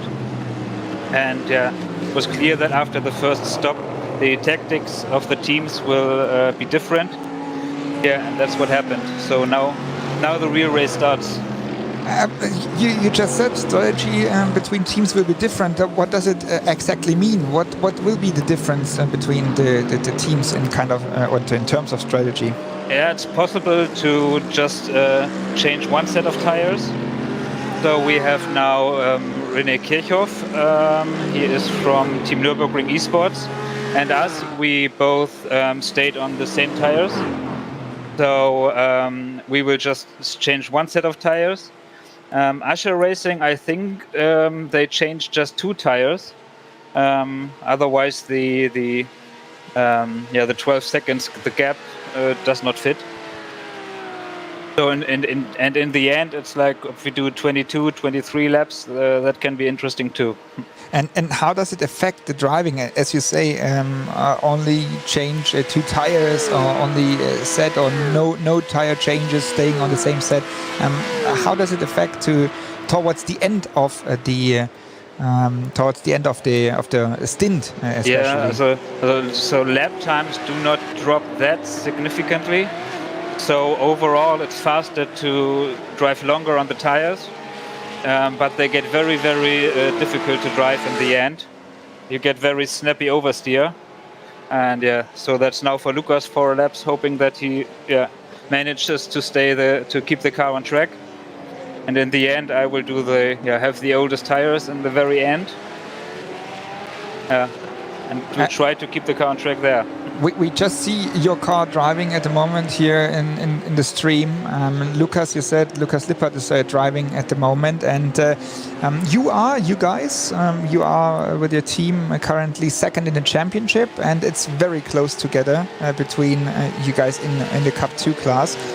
As we have Usher in front, H2 Performance, SRT, you guys in second, VNS Motorsport by H2P in third with a little gap, but it's only 4 points between Usher and you guys. It will be down, if nothing major, hopefully, happening in this race. It will be down to the last race, and then it will be a strategy race, or will it be a lights to flag race? What can we expect for the rest of this race and the next one? Yeah, I expect this race to be pretty close. We are now 12 seconds in front of Usher Racing, but the guys are a little bit faster still. So in the last stint, I will be driving and have Martin Usher or Jirak in my back. And it's gonna be pretty tough. So like half a year ago, we were 5 seconds off Usher Racing. Now we're almost there, but after all, they still have a bit more pace than us. So today we tried a very different tactic. And I mean, not giving us all the insights, but in your technique you just mentioned. But how is it to drive with a Cup car I know it from the real world, driving a cup car on the Nordschleife, but how is it to drive the virtual cup car as we have no ABS? The car, you said, is quite snappy, even though, or even more in the end of the stint. How is it driving the 911 cup car on the Nordschleife? It's, I think, the most hard to drive car in iRacing. Without the ABS, every braking zone you try to get it perfect and not lock up the wheels. If you lock up, then you're gone at this pace in most cases. But it's the little bits, like the rear locking just a tiny bit up, the front just a tiny bit, and that's adding to the tire wear and temperatures, and on the gas it's the same. Even in fourth gear and Mutkurve, you always have to fight the car, turn and understeer, and when you get back on the power, oversteer. But it's by far the most fun car to drive in iRacing. So what we've learned is it's the most difficult but the most fun car to drive. Yes. Maybe it's because of that, because it's the most difficult and hardest to drive. It is the most fun car. Thank you very much for the insight, Thomas. So you will be in the car one more time. When does your stint start? Lucas will drive about 7 laps, and I will do from now on, and I will do the last 7 laps, 6 to 7 laps. Okay, so we cross fingers for you guys, and we just saw the whole time during the interview how Lucas was putting pressure onto René Kirchhoff for second position. It's only 5/10 of a second gap in between them. So thank you very much for taking the time. Now he made it. I just saw it in the timing, and you probably on your screen. Yeah. And now the 222 car, Lukas Lippert and Thomas Asmussen for H2 Performance in second position in Cup 2 class. Thank you very much. Thank you. And Thomas, and see you. Bye-bye. And while we were talking with Thomas Asmussen, we saw in split screen, quite relaxing Yamashakowski. It should have been. He is concentrating in the simulator and driving there and sweating, and everybody else is having a chill around there. So that's how racing in the virtual world is happening. How it is happening as well is we have Rainer Talva here in the big picture, teammate of Laurin Heinrich for BS Competition, number 89. They are currently in 4th position. And now the picture is more clear, let's say, but we have to wait until the very end now to really see what will happen, because of the longer and shorter stints they have done. For example, Steib or also Maršević for Schnitzelalm as an example. They were early in the pits. So that's why the picture is not 100% clear, as they have to do a long last stint, while, for example, here we have Adam Christodoulou now taking over the car from Jan Zentkovsky. They have done a long first stint and have to do a short last stint. So it will be quite interesting. Christodoulou, he is in 9th position now overall. Alexei Iloma behind him.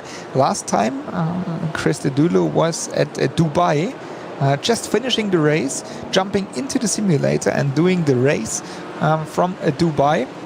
And now he is back at home. I just checked his Instagram channel, and he's also streaming on Twitch, and it looked like he's driving in his own simulator, because he said it's different. It's very much different when you are not in your own simulator, and the setting is different, and the feeling is different, and so he said he lost a little bit of time because of that. Now he's back in his home simulator, and he's doing quite well against Alexei Iloma, one of the pro racers in sim racing, and also Marcel Maršević with Schnitzelalm in front of him in the green Mercedes AMG GT3. He is also right behind him. Steib, Giusa, Denzler, Talva, Müller, Lukas Müller, Biko, Setsas, Marcevic, Christodoulou and Iloma. That's the top 10 in SP9 class at the moment. So here that's the fight for the top 10. Seeing Setsas, Marcevic, Christodoulou and Iloma. But again, it's all about the strategy. We had the first pit stops done. And there will be one more to do when Christodoulou is getting out of the car and Mats Torge Hutzfeld will take over while Iloma is getting out of the car after the next pit stop, and Philip Ellis, the winner of the 24 hours of Daytona, will be taking over the car. So I just forgot to mention that tiny detail of his career starting in 2021 at Daytona. He won the race with another pro racer, Maro Engel. Maro is sharing the car with Danny Chiusa, also doing the DNLS here. So the Digital Nürburgring Endurance Series presented by Goodyear is quite full of the pros. And so 2 of the 4 Daytona winners are here in the race, which is, I think, quite a good average. That's the replay of the group we just saw. Adam Christodoulou in fight with Keep On Racing, the SP10 car, touching the rear right, and that's for the 310 car. Keep On Racing, Loris Brock and Maximilian Dehn. It ended in the barrier, truly, and sure, Race Control will have a look into that. As we have a live Race Control here for the race.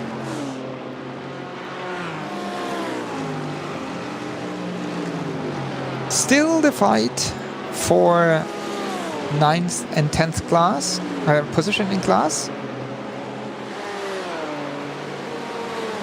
And while we see here the overtake of Alexi Iloma in section of so-called Mutkurve, he made the move around Adam Christodoulou. So now Alexi Iloma in 9th position, Christodoulou back in 10th. We have I don't know, I have no words to describe what Laurin Heinrich has done in his first stint.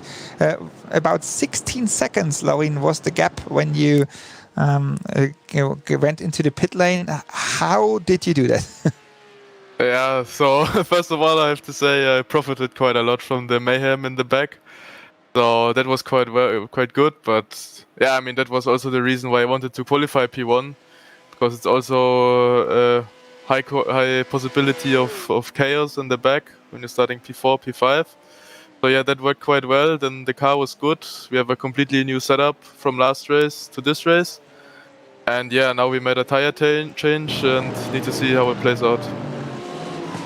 And but what we saw also, Laurin, is that last time we were talking also that probably the BMWs, the new M4, and you said you have a new setup.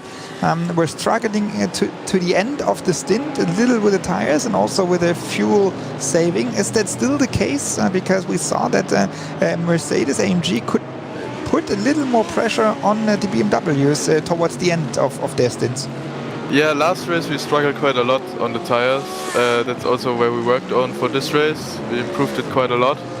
And yeah, I mean, last race we clearly saw that the Mercedes has a fuel advantage. I mean, but it is how it is.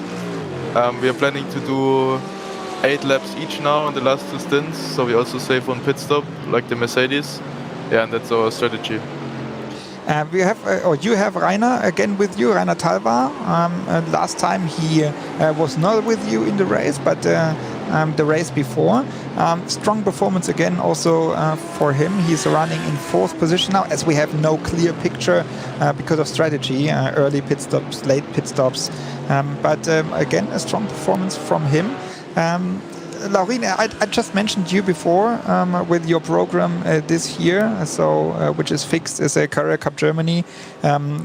You are part of the ADAC youngster program, the development program. You are a part of the Porsche talent pool and working on, you didn't say that, but I mentioned that because I understood that kind of, working on a Super Cup program. Racing is going well for you. Yeah, it is. It's getting bigger and bigger year by year, which is good for me. I learn more and more, and yeah, it's also nice to get the support from ADAC and also Porsche Career Cup Talent Pool. They support me a lot. They give me a lot of coachings and trainings, so I can become a better and more complete racing driver. But what I'm interested in is how is the weight for you, the balance? Is it more weight on sim racing, or is it more weight on the hand of real racing? Now that's for me personally. I'm very much interested in your answer. I mean, my ultimate goal is to become a real racing driver, but you never know what happens in the future. How much sim racing takes over and how much not. So I try to be really competitive in both worlds and be a hybrid racer, as we call it. And yeah, but my ultimate goal right now is to become a real racing driver, and yeah, my focus shifts in summer more to real racing. But yeah, I try to do as many virtual races as possible. And how is a day scheduled for Laurine Heinrich? Because I think it's we were talking in the last couple of days a little more, but. You said, okay, I have a meeting here, I cannot. Here's a meeting there, I cannot. About whatever. But how is the schedule for you, a day or a week? I'm very much interested because it's. I mean, it's the fitness training, it's the sim racing practice you need, you truly need. But it's also the real racing when testing starts and so on. Are you doing anything besides, or is it just focusing on real and sim racing? Yeah, my daily routine differs a lot from the normal daily routine, I would say. Yeah, as you say, I have fitness training. Then the first big race of the year is always to be on the racetrack. I always say that's the hardest race, to get the support from sponsors and so on. That's where I'm working a lot because it's super hard. And yeah, but I also sell simulators next to racing in the virtual and real world. And yeah, my daily routine is like fitness, of course, now more and more because the season's about to start. And then in the evening I do like 2 to 3 hours of simulator driving, depends on what event is next. And yeah, during the day I try to work on my real racing career, and yeah, also sometimes some simulator during the day. Depends on what race is on. So it's just pure racing, nothing. So I mean, still when you say you're selling simulators, it's still kind of racing because it's part of it. I know that you set up and built the simulator of Bruno Spengler and Philipp Eng, and most probably some more. But that's. I mean, that's a pure racer, to be honest. Really focused on that, and just all about that. Coming back to the race, Rainer, as I said, is now in the car. You will be in the car for the last stint, I guess?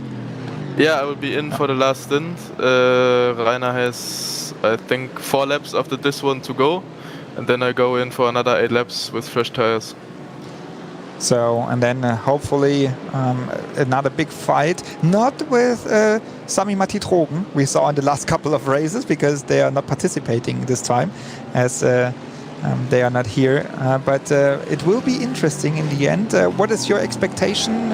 Who will be the cars, the teams you will fight with in the last stint? I think it will be MAHLE. I'm quite excited on how the strategy will play out, because they didn't change tires. But as we see last race, the AMGs are always good for a surprise in the last stint. So yeah, let's just see. Thank you very much, Laurin. you. I just don't want to take too much time from you. Relax a little bit for the next 4 laps, which is not that much time. And thank you very much for taking time coming here and having a little chat. Thank you. Bye. Laurin Heinrich, he is one of the most successful German sim racers. I mean, we have many more, but he is one of them you always have to mention when you talk about sim racing in Germany. And he is here in the Digital Nürburgring Endurance Series since day one, and with his team BS Competition. What we are on is Adam Christodoulou once again. 8th position, Alexei Iloma in front of him. But Iloma, he made the pass, but he cannot go away from Christodoulou. And once again, I have to say, Iloma is one of the pro racing sim racing drivers, and so that's a very nice job from the Mercedes AMG sim racing factory driver. Let's call it like this. Replay, Chorus Sim Racing, Sindre Setzas in his Lamborghini, Alexei Iloma making the move into Schwedenkreuz. That's a move, to be honest, you only can do, and Adam Christodoulou just also passed him. But that's a move you can only see in sim racing. I mean, it's a very tough one, but to see that in the real world within one class, it's very much interesting. While we are on the car, I just got a message from Mats Torge Hutzfeld, sharing the car with Adam and Jan Zetkowski. He has a short piece of time for us. Thank you very much, Mats, for taking the time. How is racing so far for you guys? It doesn't look too bad. Yeah, good afternoon. First of all, the first stint was quite eventful. Many incidents, and Jan could keep the car out of trouble. And then Adam took over the car, but we had a little an incident with the GT4, and we got a penalty for that, so we will fall back the order, unfortunately. We didn't see the penalty. What is it like? What penalty did you get? Adam, We saw the incident. We saw the incident. But what penalty did you get for that? A drive-through penalty or stop and hold, or what? Do you know what penalty it was, or it is? The race control only says black flagged, so there's no timing. And then it should be a drive-through. No, okay. Black flag is stop and hold, right? Yeah, I think so. In iRacing, it's go to your pit place, stop and go. Okay, but even though you will lose quite a lot of time, which will be, I guess, around 30 seconds. Yeah, it should be. Roundabout. Unfortunately, because the race looks promising for you, I just mentioned Adam having very close contact to Alexei Iloma, and I mean Alexei is one of also the very experienced sim racing drivers, like you guys, Jan and you, and Adam. He just made his first steps last year, but he's doing quite well in your team, and I know you guys, you and Jan, you're coaching him quite a lot. Yeah, it's really a pleasure to drive with Adam. He made lots of progress in the last half a year. I think in the first race with him we won in DNLS race in the last summer with a alternate strategy. So it's really cool with him. He's a great guy, and has also time to do the sim racing stuff. And he also did great moves after his little mistake. Really good what he's doing at the moment. even though he has no time, like Dubai last race, I can remember, and I just mentioned it before, even though he has no time, he's making his appearance here in sim racing.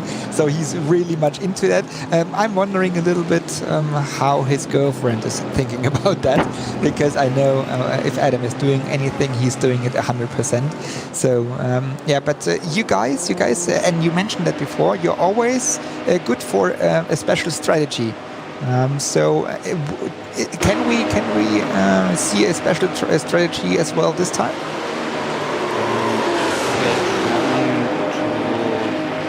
Make a second 8-lap stint in the end, so that we will only have to stop twice in the end. And I think we also want to double stint the tires, but many other teams also switch to that strategy, so I think this strategy will be the main one today. And I think the other BMWs also switch to that. Yeah, we just had Laurin here, and he mentioned that the BMW, the BS, changed to also one more pit stop now, also 8 laps. So it will be down. Unfortunately, with a penalty, sure, you won't be in that fight, but it will be down to many cars. We just saw the first cars coming down for the into pit for the second time. When does your stint start? I think in 3.5 laps, so in 20 minutes. Yeah, 25 minutes. Yeah. Okay. So, but then you will go until the end, I guess, because then it's a little more than 1 hour to go. Yeah. And you will be the one fighting for the good positions. And thank you very much, Mats. I won't take too much time, because you said you only have a little bit of time. But thank you very much, even though for coming here and talking with us, and crossing fingers for you guys, maybe because on Nordschleife everybody knows it. Everything can happen. So everything can happen here, and crossing fingers for you, and good luck for the last 1.5 hours. Thank you, it was a pleasure. Thank you very much. Mats Hutzfeld from Haupt Racing Team Heusingfeld, sharing the car with Adam Christodoulou and Jan Sendkowski. And as I said, we had the first cars already in pit lane for the second pit stop. We are now on a Cup 2 class, which is WNSE Motorsport by H2P in 5th position, and Eibach Sim Racing in 6th. So Luca Albert and Jan Noller for Eibach, and behind there, or in front there, is Stefan Bernstedt and Jens Hartrampf. Very nice insights we get this time here at the Digital Nürburgring Endurance Series, presented by Goodyear, from all the drivers, not even the real racing drivers, but even more from the sim racers. And it is very interesting to hear about their strategies, about their life, and when you hear Laurin Heinrich and see what he is doing the whole day. I mean, doing, what did he say, 2 to 3 hours of practice in sim racing, in a simulator per day. I was happy enough to do that per week, and yeah, so it's truly the way racing is doing since last year, even more. That's Merlin Mark Wolf, always with his special hat. He's always wearing his hat, and he is driving the 911 GT3 Cup car, 8th position at the moment. And Mark Merlin Wolf is he looks always quite relaxed when he is sitting in his simulator, sharing the car with the other relaxed guy, Tim Barnes, for Wolf Motorsport Sim Racing. 7th position now, and talking to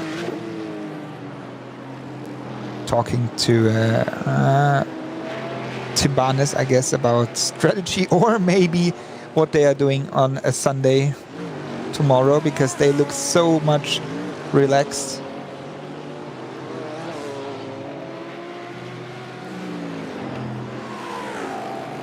And it looks like that Merlin Mark Wolf will go fishing after the race.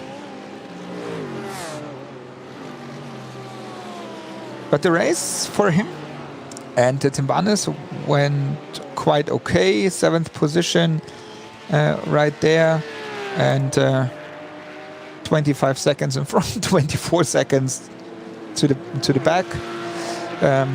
So they can just beat themselves at the moment, and because the gaps are quite huge in front and in the rear.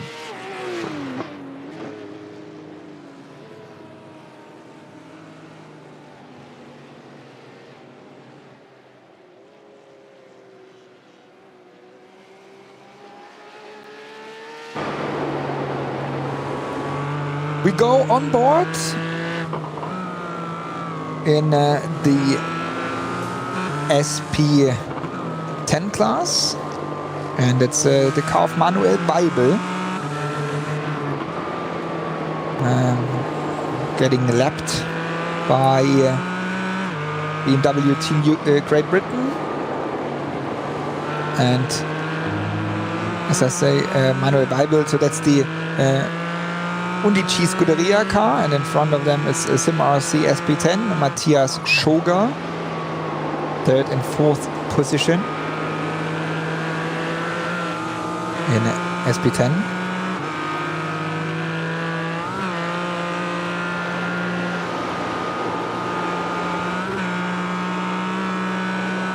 In front of them is Pascal Stix for Core Sim Racing and Niels Lorenz for Team RSO.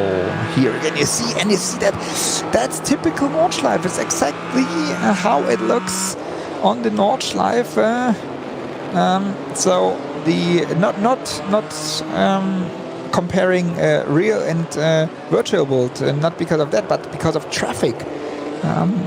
You have the different classes. You have to find your way through, and we just heard it from Mats Torgo Hutzfeld that Adam did some nice moves also.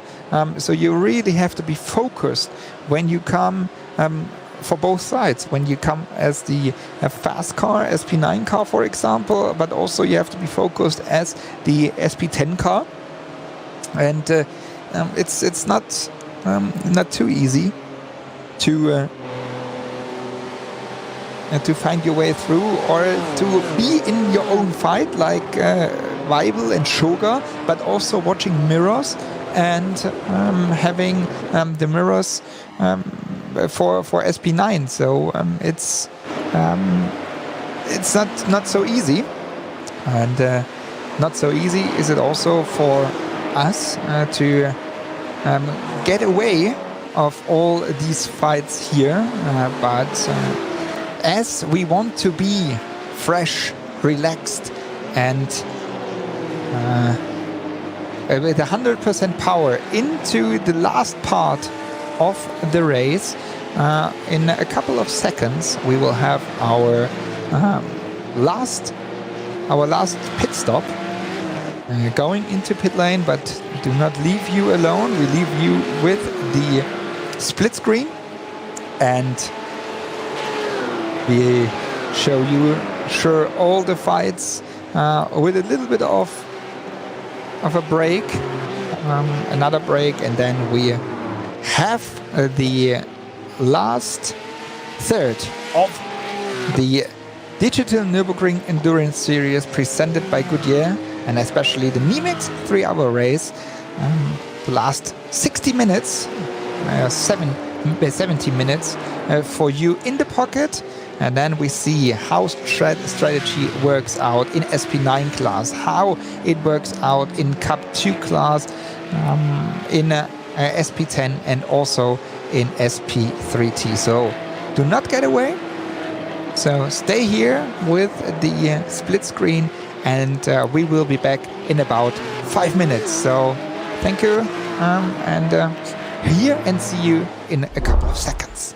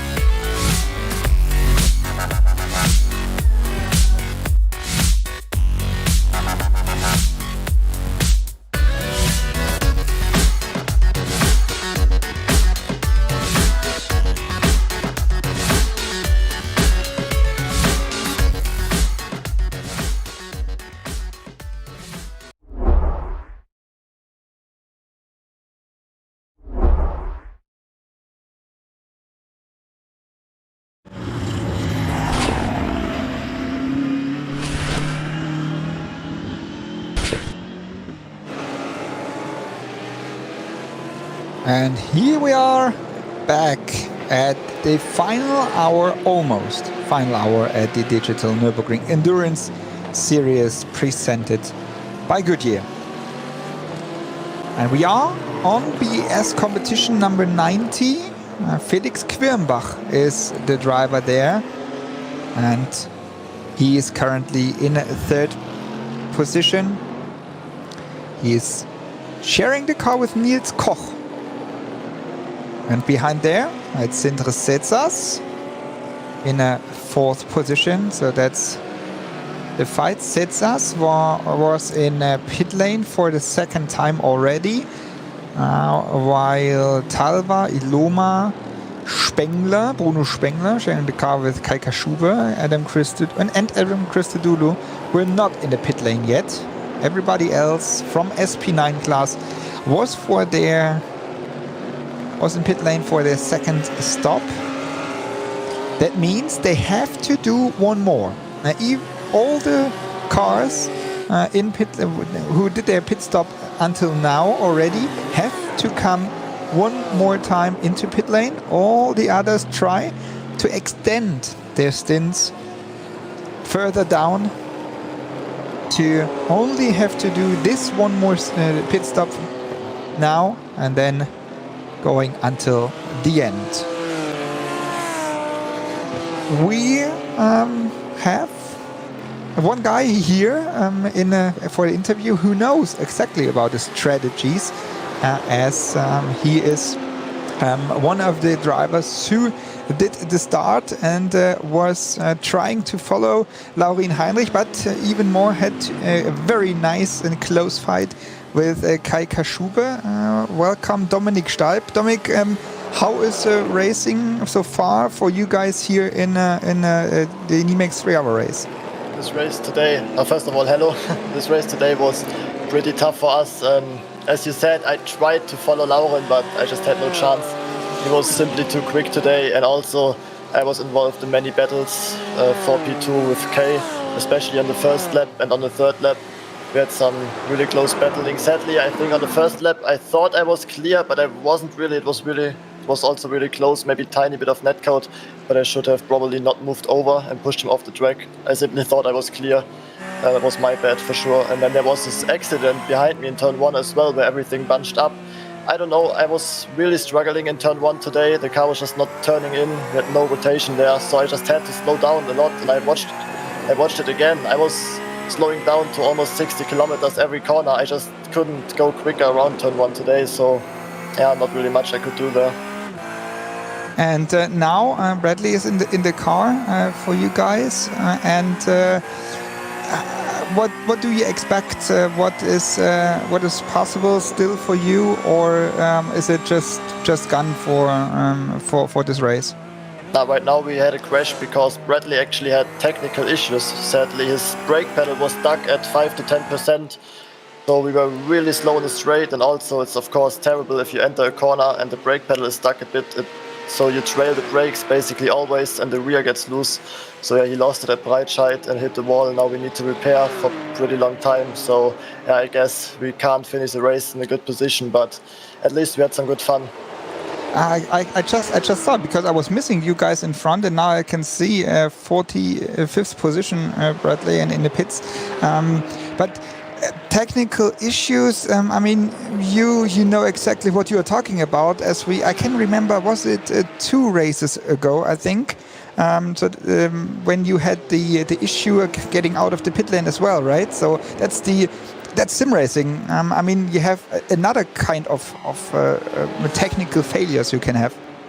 Yeah, exactly. I mean, in the real world, your engine can blow up, and here something on your rig can fail. There's a lot of stuff that can go wrong, and yeah, just having a little bit of bad luck currently. But I hope it's over soon, so we can attack for a good result again.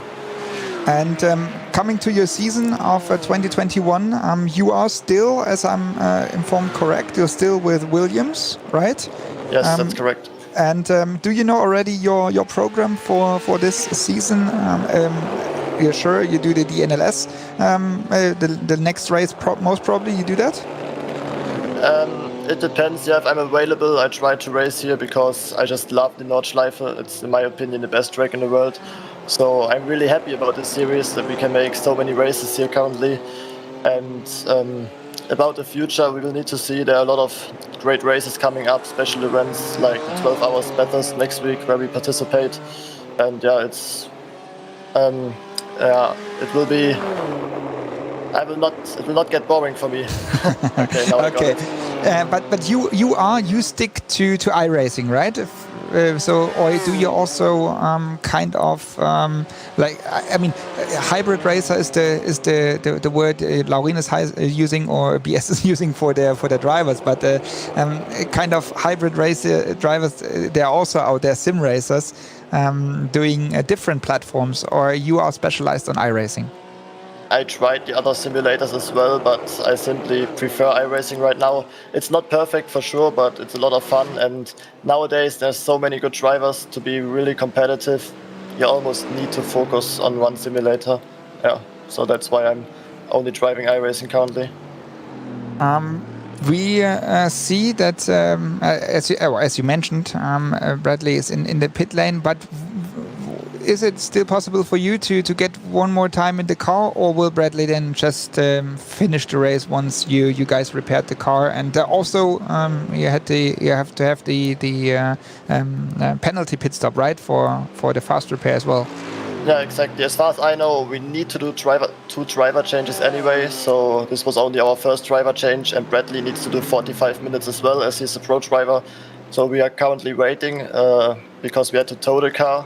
Actually, as I'm talking, the tow just ended, so Bradley is probably on the track again. And yeah, we need to take this 5-minute penalty pit stop now, and then I will probably go in for the last lap of the race just to make sure we are safe within the regulations. Yeah, right now Bradley deserves to do a few laps. He practiced a lot and put in a lot of effort. Really sad to see that. Yeah, now we had a technical issue after so much practice. Yeah, I mean that's very much a pity. I know it from the real life. When you do a mistake by your own, you are angry about yourself and whatever because you did a mistake. But in that case, nobody can do anything. So and that's even more pity. So what will be? You guys driving with the BMW M4 GT3, a car which is not on the real track at the moment, and against the Mercedes AMG GT3, against the Lamborghini. What is it like to drive the BMW M4? Where are the strengths and where are the weaknesses? How can we judge that? Yeah, currently the car is really fast down the straights. We are, I think, the fastest car even with less engine power due to BOP. So that's really good and really helpful to overtake. If you lack pace, we had it in the Audi before last season, it's really hard to race.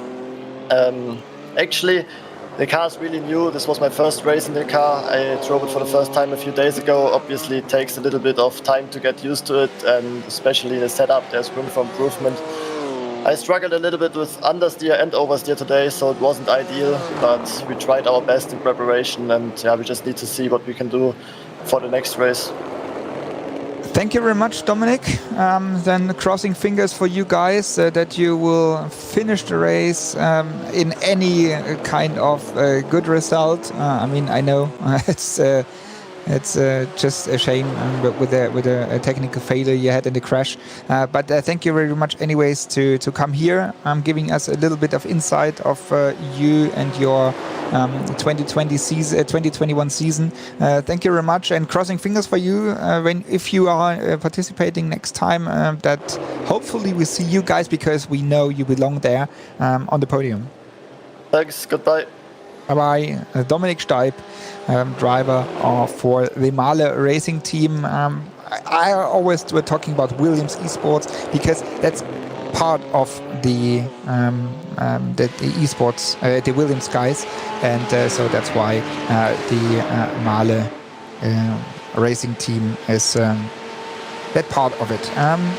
We are back at Cup 2 class, and we see Usher Racing in front in a first position. As we are a little bit used to it, Martin Ascher himself is driving right at the moment, and a gap off, and we can see that 1.3 seconds to Jens Hartramp in the 228 Porsche 911 GT3 Cup car. Butler Pahl Motorsport already 18 seconds behind Ascher. So most probably it will be down to Ascher and WNS Motorsport for the rest of the 1 hour and 2 minutes. But we have so people come and go here so quickly. We have Marek Böckmann with us from M&J Performance by Promotion, and he just wrote me that just before the break we had that he just jumped out of the car and is ready for an interview. So thank you very much, Marek, for that. And it's the same question to you as I asked Dominic. How is racing so far for you guys, as you sharing the car with Jan Philipp Springop on 12th position right at the moment, if I'm right? Yeah, first of all, thanks very much for inviting me. Yeah, it's going quite well at the moment. Everything is running like we planned it. Currently, as you said, we are running on P12. We're still missing a little bit of speed, but we're working on it. The car is always very fast at the end of the stint, so I think we still have a little bit left for the end of the race to make it a good one at the end. We just see, especially in this race, more and more over the last races as well.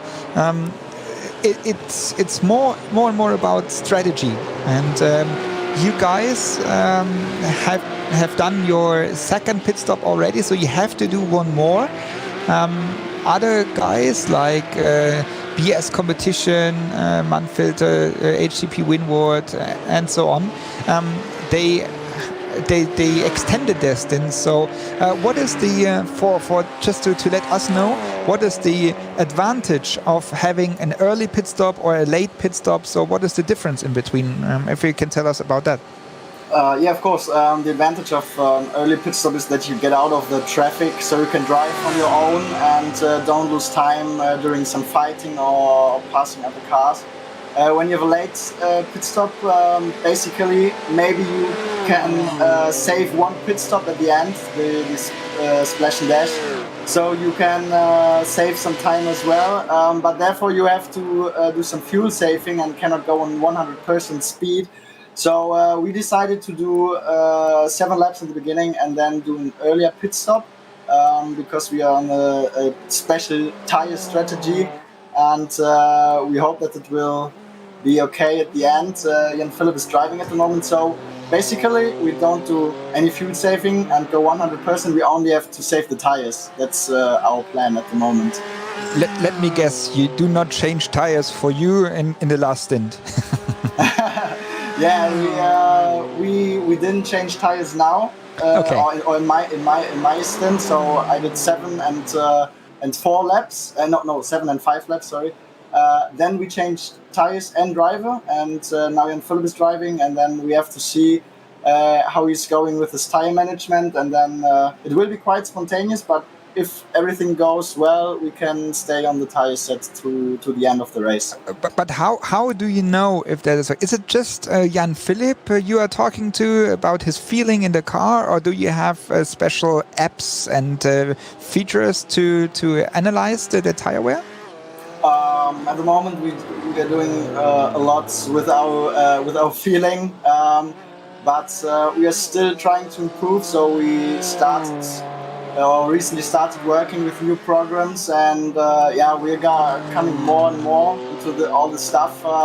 We are analyzing a lot of data, but there's so much you can do in these races, and it's a learning process for us. It's the first season in the end. So we think from race to race and try to improve step by step.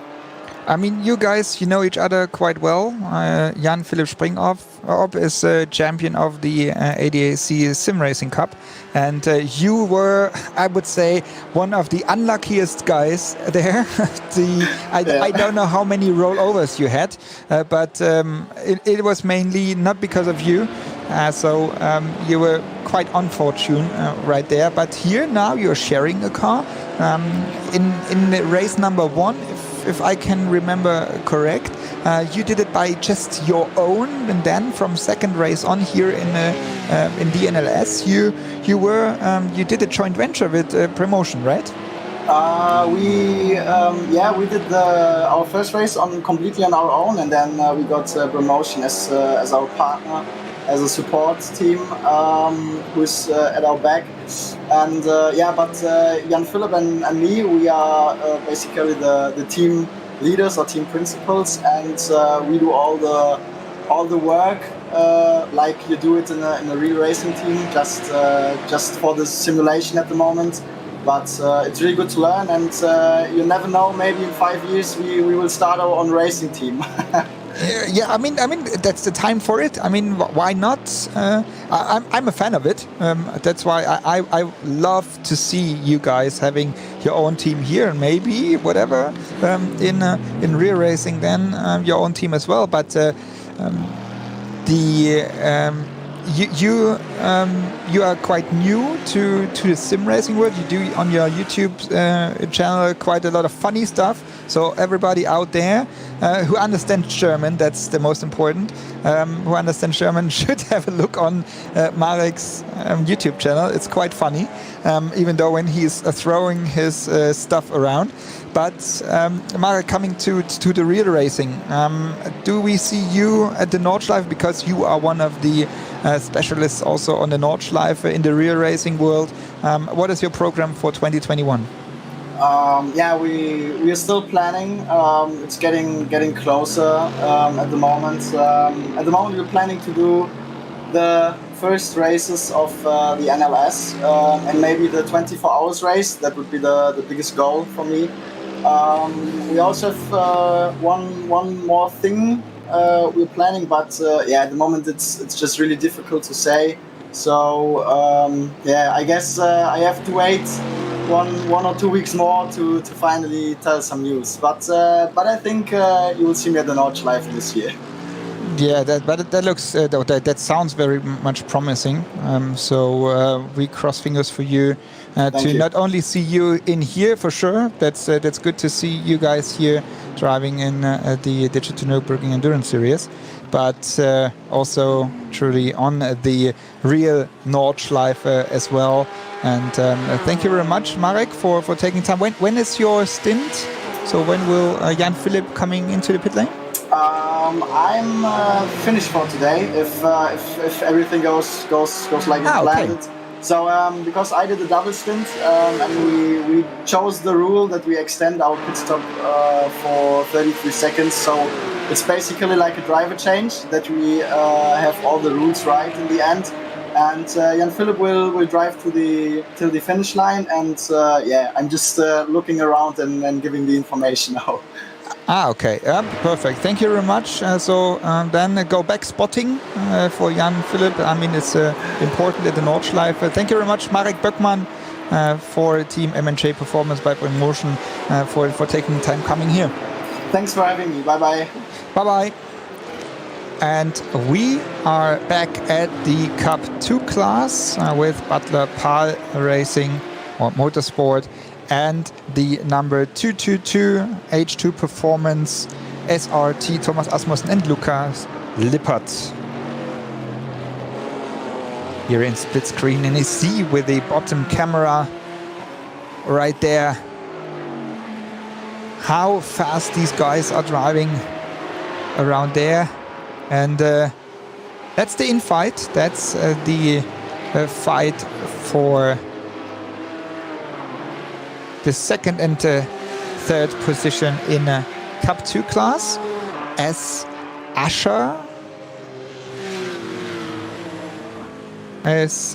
Martin Ascher, the number 227 car, sharing the car with Markus Jirak, is not there anymore. Sorry, they are still in front. Sure, 20 seconds gap. That's why.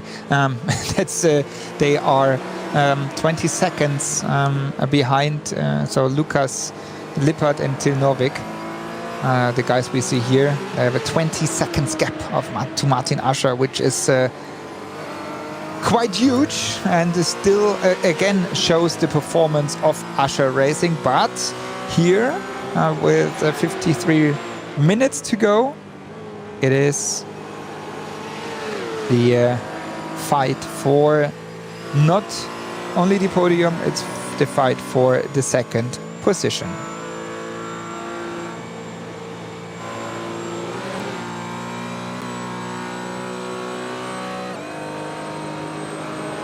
While we see the fight here in Cup 2 class, having a look in the other classes here on the timing screen as well, we have Brian McManus leading in SP10 class, Niels Lorenz and Marius Golombek. That's the top three in the SP10. And in SP3T we have Jürgen Frank, Marvin Strehl and Lars Bohl in the Audi RS3 LMS.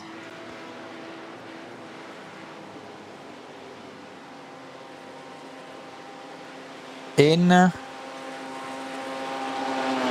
SP9 class we have Alexei Iloma here now we can see that's what we stay on.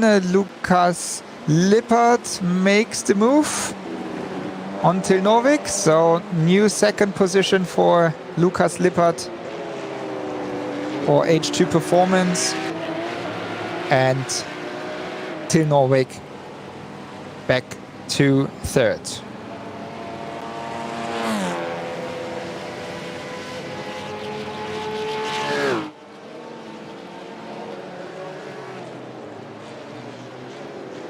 Minutes or 51 minutes and 20 seconds in this NIMEX 3-hour race. So we are over the magic 2/3 line now, and that means for Alexei Iloma and Felix Quirnbach truly. So BS Competition and Mannfilter HTP Windward, they still have to do one more pit stop, and so they are very much safe with their last pit stop. But what counts towards them now is they do not have to fuel up the whole fuel tank, because with 50 minutes and about 1 hour you can go per stint per fuel tank capacity. They are saving a little bit of time in the pit stop, so it's gonna be very much interesting how we will end up. And we just heard it from the guys here in the interview. In every class, also in Cup 2 class with the Porsche 911, it's always up to the strategy, and that's pure Nordschleife driving.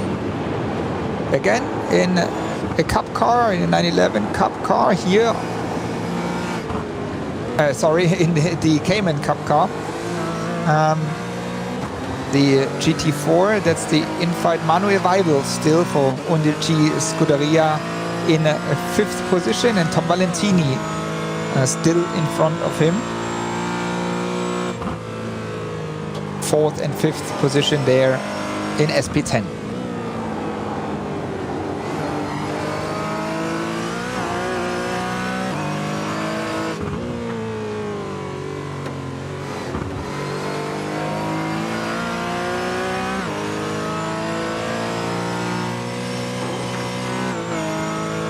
Undici Scuderia at the moment in their class on the 5th position.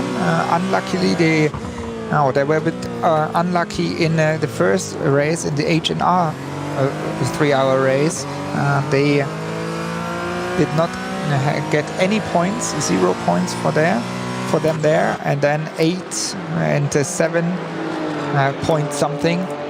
So 15, little more than 15 points for Undici Scuderia. So that means 13 points behind Team RSO. But still, it is possible to make the move on BS competition, as they were unlucky this race, and they are on third position. Keep on Racing is in fourth, 18 points. So still everything is possible. While we see here Marco Poyer, sorry, in his, it looks like it's his bedroom. But you never know where he has his simulator. And also here looks quite relaxed, driving the Racetech Performance Porsche 718 Cayman GT4 Club Sport.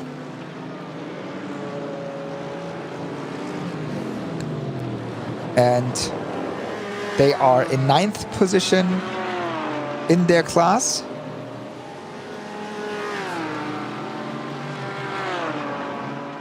And in the championship, they are at the 10th position with 10.54 points currently.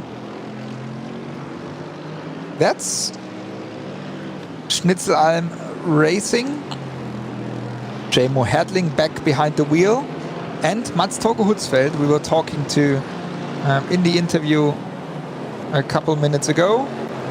He's now behind the wheel in the Haupt Racing Team Heusingfeld Mercedes AMG GT3. His first stint and the last stint for the team. While Laurin Heinrich is back in the car. Daniel Morat, the virtual racing to sim racing factory driver for Mercedes AMG, is in a second position. But most probably they have to do one more pit stop. While we see the train here, Torge Hutzfeld is taking it easy on lapping SP3T car from Sim RC. Jamo Hertling has to defend against the BS competition car. Kai Kaschube is back in the car after Bruno Spengler did the middle stint. And Nils Koch, teammate of Kaschube and Spengler, is in 8th position, so he is the 4th car in this train. And Nils Koch is sharing the car with Felix Quirmbach, who has done the middle stint as well. So we are 45 minutes before we see the checkered flag here in the race. And everything is still open. While we see now, when you watch the live timing, you have Laurin Heinrich, Daniel Morat, Maro Engel, Philipp Ellis, Mats Torge Hutzfeld, Jamo Hertling, Kai Kaschube, Nils Koch, Karl Jansson, Jan-Philipp Springop. So many, not only real racing professionals, also like Kaschube or Koch or Jansson, like sim racing professionals. And that is how the NLS is working, and what we like to see and what we like at the championship here.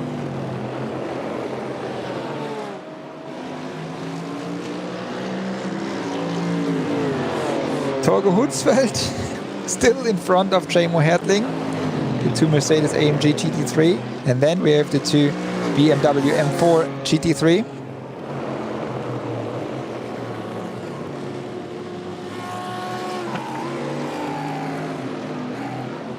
But it looks like, I'm just counting a little bit here with my pencil and I'm just trying to calculate. It looks like it could be an easy living for Laurin Heinrich, but what happens after them, for Heinrich and Rainer Talva, but what happens after then, it's still open. And everything is still open because of pit strategy and very close gaps in between Morat, Engel, Ellis, Hutzfeld, Hertling, Kaschube Koch.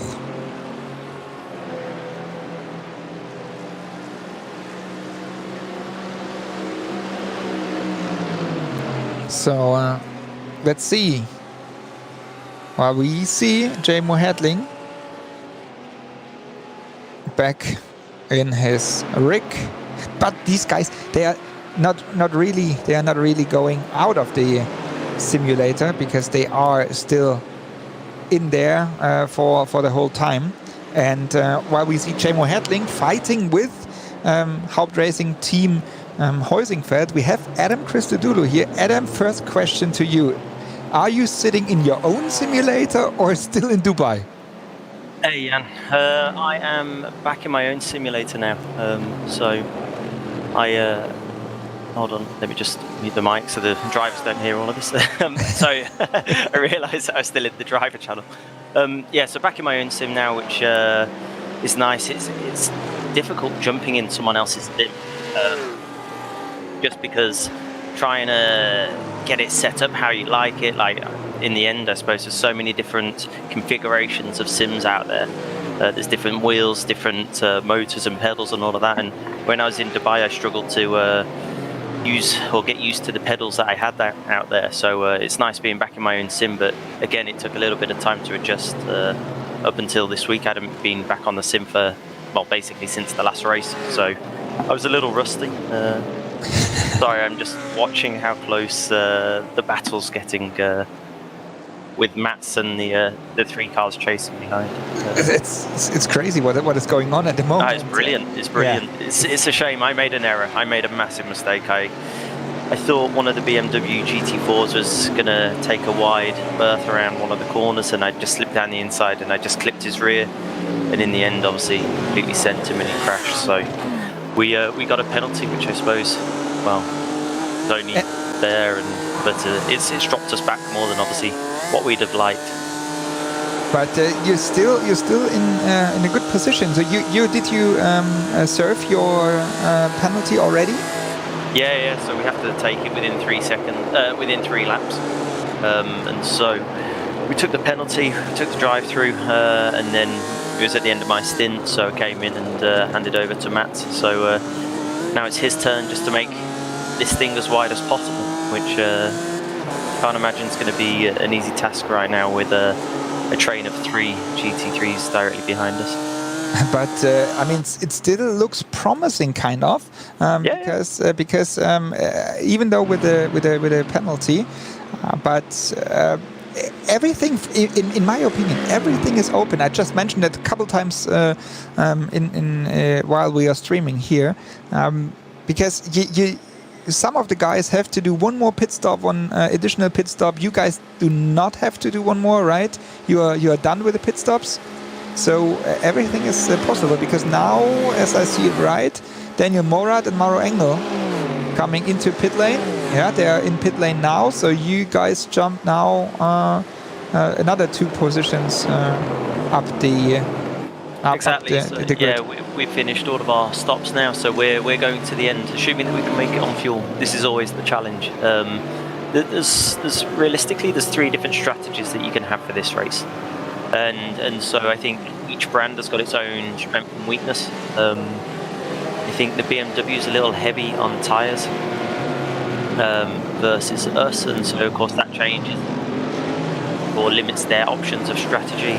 But at the moment, BS Competition seem to be in a league of their own. But they've been strong in every race they've done. They've just got extremely strong driver pairing, and obviously the cars acting good, but I think it's been a pretty brilliant job with how close all of the cars are. And you can see it just with how competitive it looks. Apart from the leaders, I think basically from 2nd to 6th is fully unknown at the moment. That's exactly my thinking about it. But coming to real racing, Adam, or not really to real racing, but you extended your contract with Mercedes AMG. Yep. Congrats, first of all, to that. But not only you extended it, as we were talking about Daniel Morad before, as the first AMG factory sim racer, you have your contract extended in that kind of area as well. Yes, exactly. Sorry, just getting a little close between. Yeah, you can see and it. the BMW. We have it live in the broadcast as well. Yes, so I'm happy to confirm that I've got another 2 years with AMG. So it's obviously always to represent such a brand is always an honour, and my contract also includes esports as well. And so basically, it's quite relentless. We do a lot of testing on here. We've been testing basically every day this week. I only got back Sunday, and I'm in self-isolation at the moment, so I've had no excuses. So I've been using as much of my spare time to be back on the sim and get up to speed. And so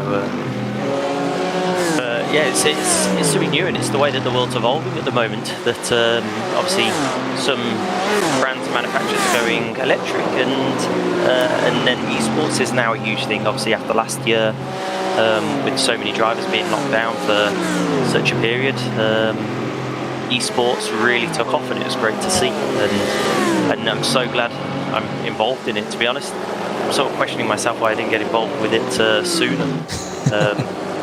Because I suppose with everyone jumping on, trying to find that edge even against the real life drivers is a tough challenge. And Maro was a bit of a last minute confirmation, and so was Daniel on for this weekend. And of course, I think around here I've probably got more experience than both of them. But Daniel's extremely quick in everything else he does. But I'm a little gutted with the penalty that we received, because I think realistically, we would have been within a few seconds of the Mansfield to Mercedes, and I think they've actually got a good shot at being on the podium at the end, and I think we should have been there joining them. But an error on my side made it a little harder than it should have been to make that happen.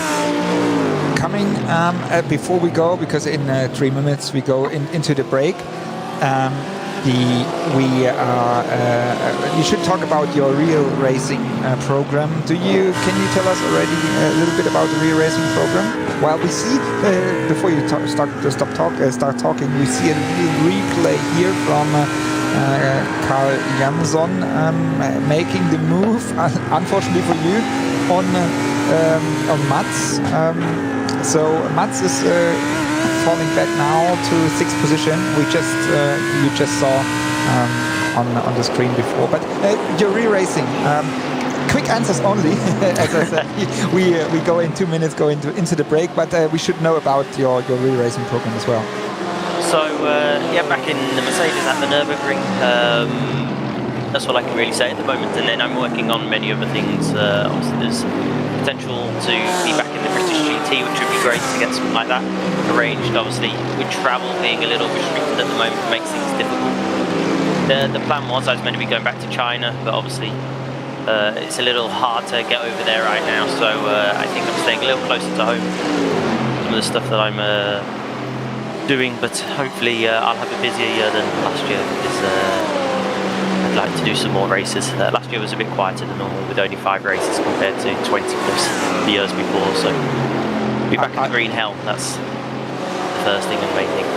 I can understand totally what you're saying, but crossing fingers for you, Adam. Not only in the virtual world of racing, but also in the real world of racing. Thank you for taking the time coming here. Crossing fingers for you. We see Mats is in a fight with Jamo Hertling for 6th and 7th position. And let's see where you guys can end up. I guess he's saving fuel because he's not staying close to the Lamborghini and to the BMWs. But let's see where you guys end up.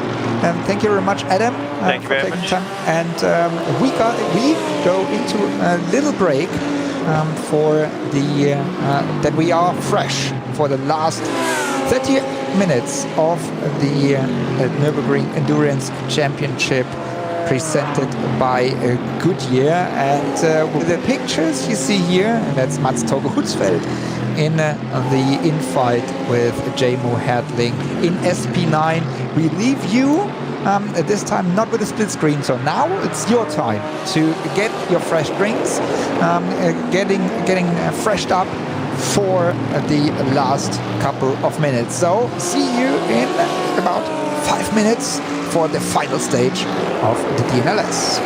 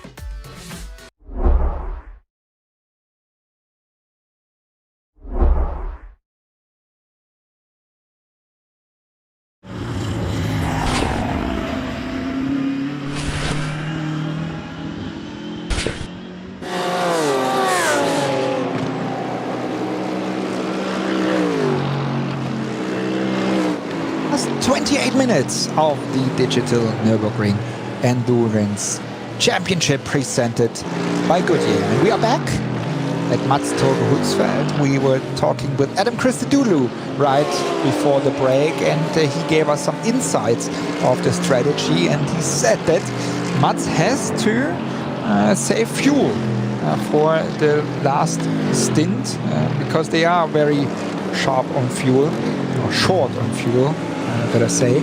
And let's see how it will end up for them with the penalty they got for pushing another car in the lapping of Adam Christodoulou. That is the Lamborghini Huracan GT3 Evolution, and that's the Core Sim Racing Lamborghini. They are currently in 4th position, but I just want to remind you, these guys didn't do any qualifying. They were starting last, I think out of the pit lane, actually. And now in 4th position. And they were in pit lane 3 times. That means they started in pit lane already.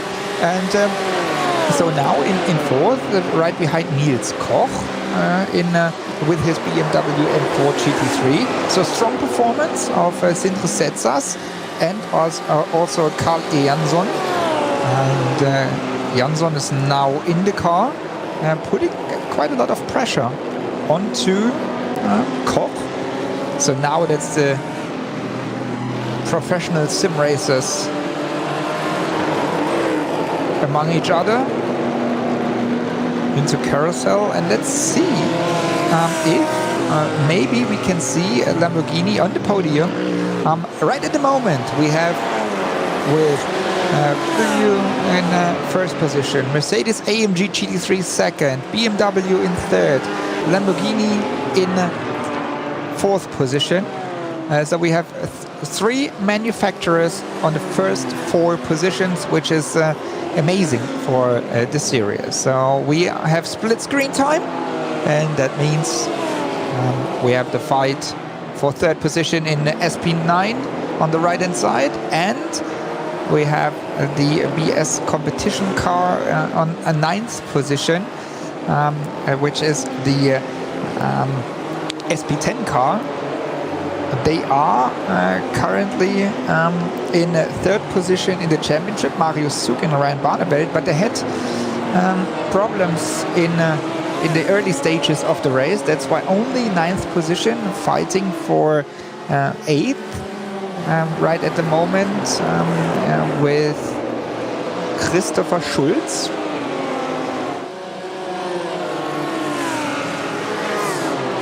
And Schulz is sharing the car with Felix Wegner, and the team is AMC Siegburg. So that's what we see here. And now we have the situation that both of the fights, they are in split screen and in the huge screen together, because lapping and fighting each other is the call at the moment, while we go on board with Carl Jansson in his Lamborghini Huracan.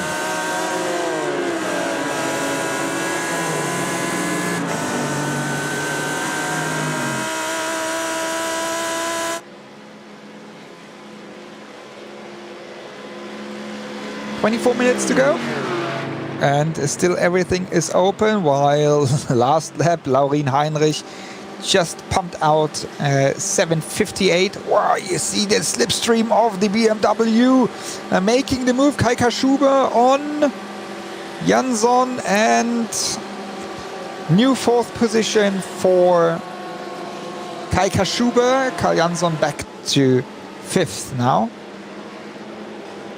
And Heinrich, he just pumped out a 7:58.15 in the last lap, fastest lap of the race. And I just want to remind you, while Jansson is trying, look at this front hood, and he's trying to make the move again on Kashuba on the inside now. The Lamborghini laid on the brakes, and Jansson can make the move, but reversed by Kaschube. No. And that's a perfect fight we can see here in SP9 class. And while we watch the fight in SP9 class, I think there is a guy, he just jumped out of the car in Cup 2 class, and because his teammate Markus Wierak took over the steering wheel. Welcome, Martin Ascher. And Martin, it couldn't be better for you guys at this race, right? When we remember the fights from last race with a gap now of about 18 seconds, it's just perfect. Hi, Jan. I almost can't hear you. The input sound is way too loud, but yeah, I think it's going pretty well today. We tried to switch our strategy with Markus doing the qualifying and the start and the end stint, but it's amazing how close it is. I think it's the second time that the qualifying is less than 200ths of a second. So yeah, it's a really tight competition. But you guys, you are outstanding almost every race, and we just heard from Thomas Asmussen. We had him in the interview just in the middle of the race, and he was just saying it is incredible what you guys are doing. They're coming closer and closer and closer, but still you are you, and especially you and Markus, are so experienced on the Cup car. But what does it make to you guys to be so fast? So what is the key for you guys? Yeah, thanks. It's really close indeed. We are simply trying our best, and yeah, on the Nordschleife in the Porsche Cup car, you have to be so smooth and don't drive over the limit, just below, and try to save your tires. Don't overheat them, and I think the key is just to be very consistent in the end. When we have a look on the overall standings, you are leading the Cup 2 class, 4 points, around 4 points ahead of H2 Performance. Thomas Asmussen, one of the drivers. Now with the we still have 21 minutes to go. I know everything can happen, but maybe with another win in your pockets after the NIMEX 3 hours now, it's getting closer to winning the championship for you guys after the next race. Yeah, but please don't celebrate too early. Never do this. We would be very happy to win the championship, obviously, but yeah, the races are very fun and we enjoy it a lot. And we are on the Nordschleife, sure, the NLS Nordschleife. And what was it so special driving on Nordschleife? Because we heard from almost everybody that it's just fabulous. I know the Nordschleife, sure, but I just want to hear it also from the pro sim racers, and I count you as a pro sim racer as well. What is it? Was it so special on the Nürburgring Nordschleife driving there? Because I mean, it's one of the most difficult tracks. Yeah, the track is amazing. It's so long, so many corners. It goes up and down. The elevation changes are incredible, and you have to really nail every single corner perfectly. And if you do this, yeah, it feels really, really good. I just got sidekick now. Nothing with racing. Adam Christodoulou. He's listening to the to our interview, and he told me, he sent me a picture of the TeamSpeak, and with an arrow on, you see the Nürburgring participant here. Then he said, Martin needs to mute this channel, then you can hear me better. So quite funny that you guys are listening to each other, and that's what Adam just sent me via WhatsApp. yeah, we are, and I said we are under 20 minutes to go. You are in a quite comfortable, with a quite comfortable gap. I guess Marcus truly is doing the stint until the end. Yes. Did you do any special strategy or business as usual at this race? How you did the races before? There are not too many possibilities regarding the strategy because you're so limited on fuel. You can switch just a few things, and we tried to make 10 laps in the middle stint with the same tire. So when I was driving, I simply tried not to overheat the tires and be consistent. But in the end, it's 3 complete stints plus 2 extra laps, so you don't have too much to play around. But yeah, I think our strategy is in the end, pretty simple but effective. What is the one of the last questions? What is the race program for you in this year? I mean, we know the special events and everything, and we have one more DNS ongoing for the season. But what are you driving this year besides DNLS? Unfortunately, I don't have too much time, so we are really focusing on the NLS and the iRacing special events. And apart from that, I don't think I can do any other series, unfortunately. Yeah, you have to work on the sim racing stuff, the hardware too much. Yeah, exactly. Is that your coming to that? Is that your main job to sell, to produce, to develop these parts? Yes, I'm doing this for around 6 or 7 years now, and it's my full-time job. So yeah, there's a lot of work to do, and we try to create cool products for everybody to enjoy. Sim racing much better. When I have a look to the right hand side, because there's my rig, I have the connector between steering wheel and my direct drive is yours, I guess. I think it should be yours. So I really appreciate what you guys are doing, and I mean it's you. It's so many guys pushing so hard on the sim racing side. With the hardware and stuff, and there you see the passion for it, and you see the way everything is moving towards. And I think, as you say, you have so much to do. It's unbelievable how people get into it. Not only the professionals, but also the amateurs are one of your main customers. Correct? Yeah. Glad to hear that.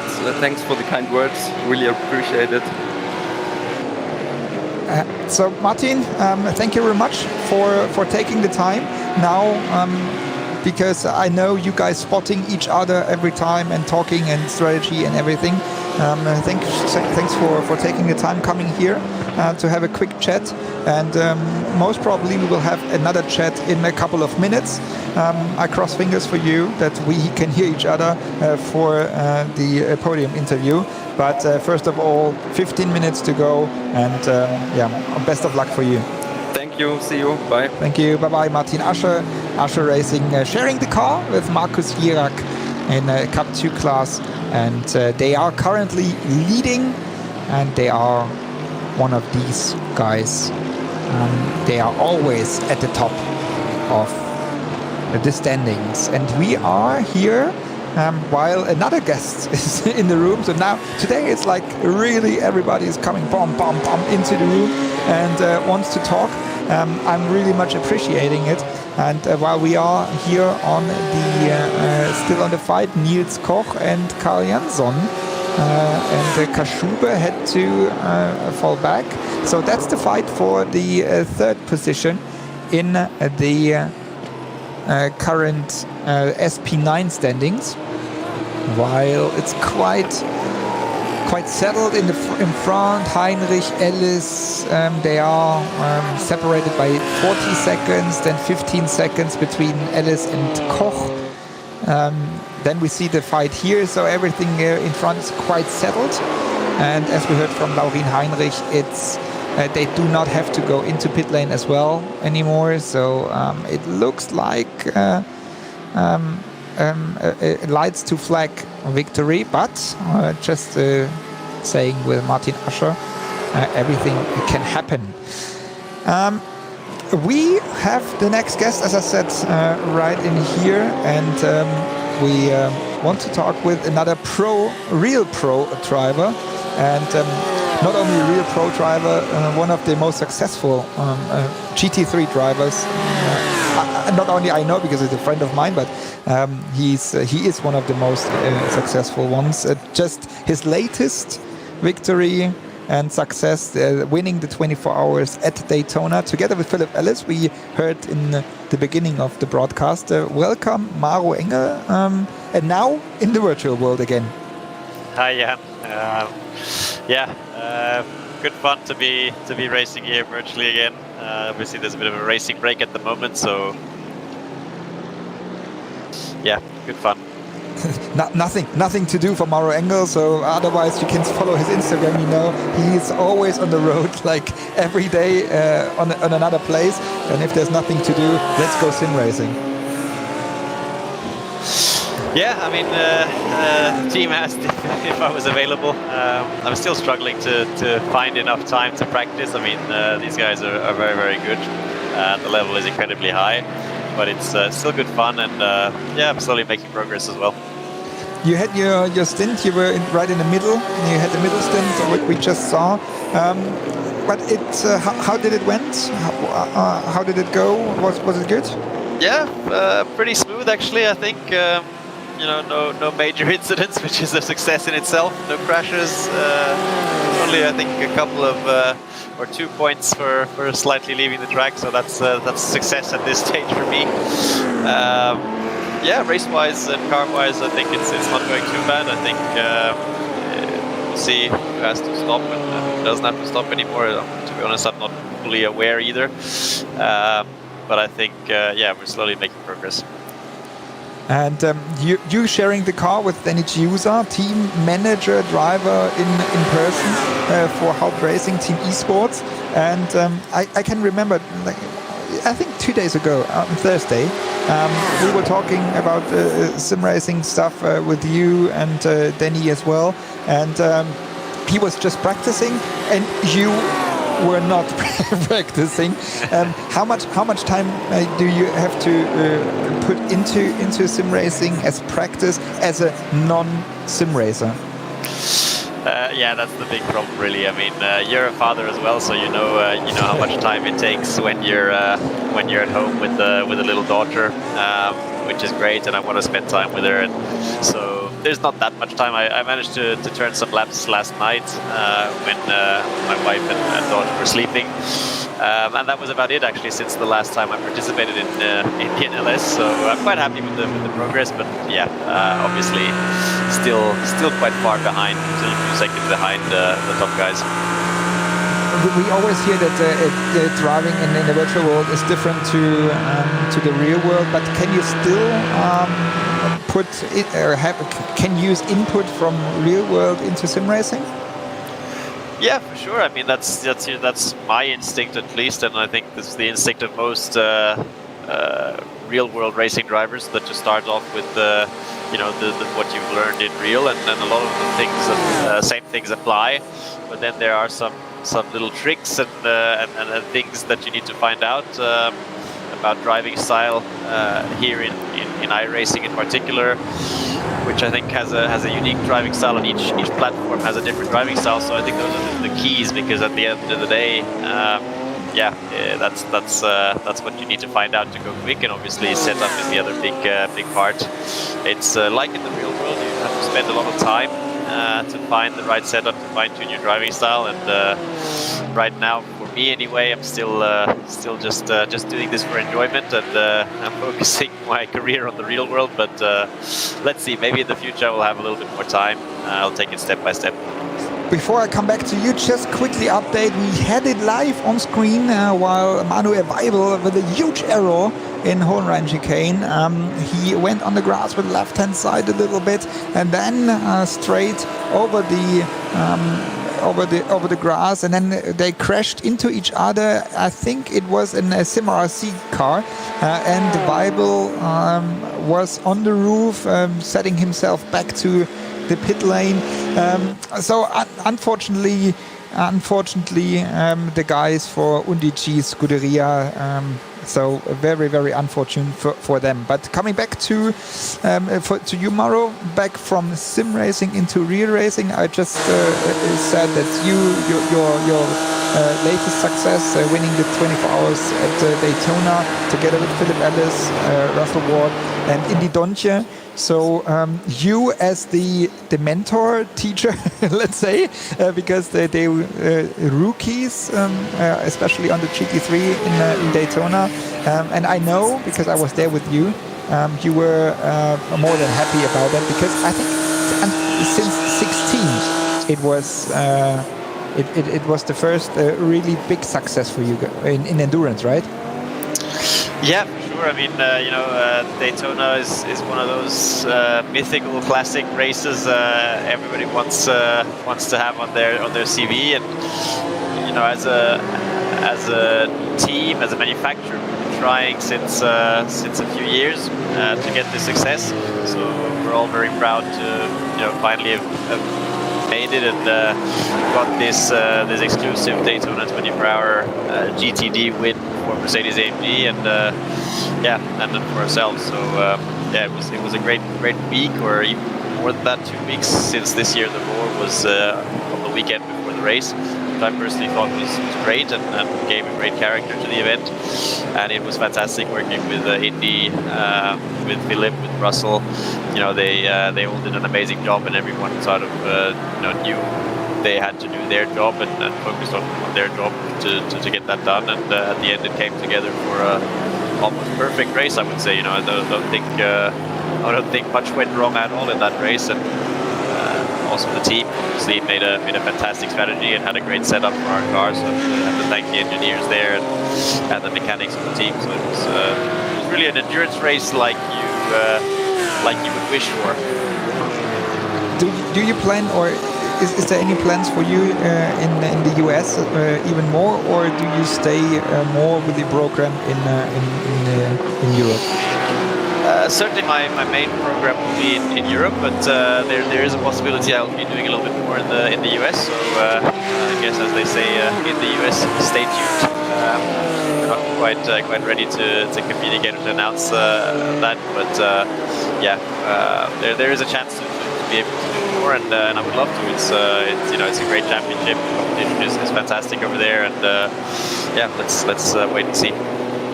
Can you tell us a little more about your European program, or still to be we have to wait for it?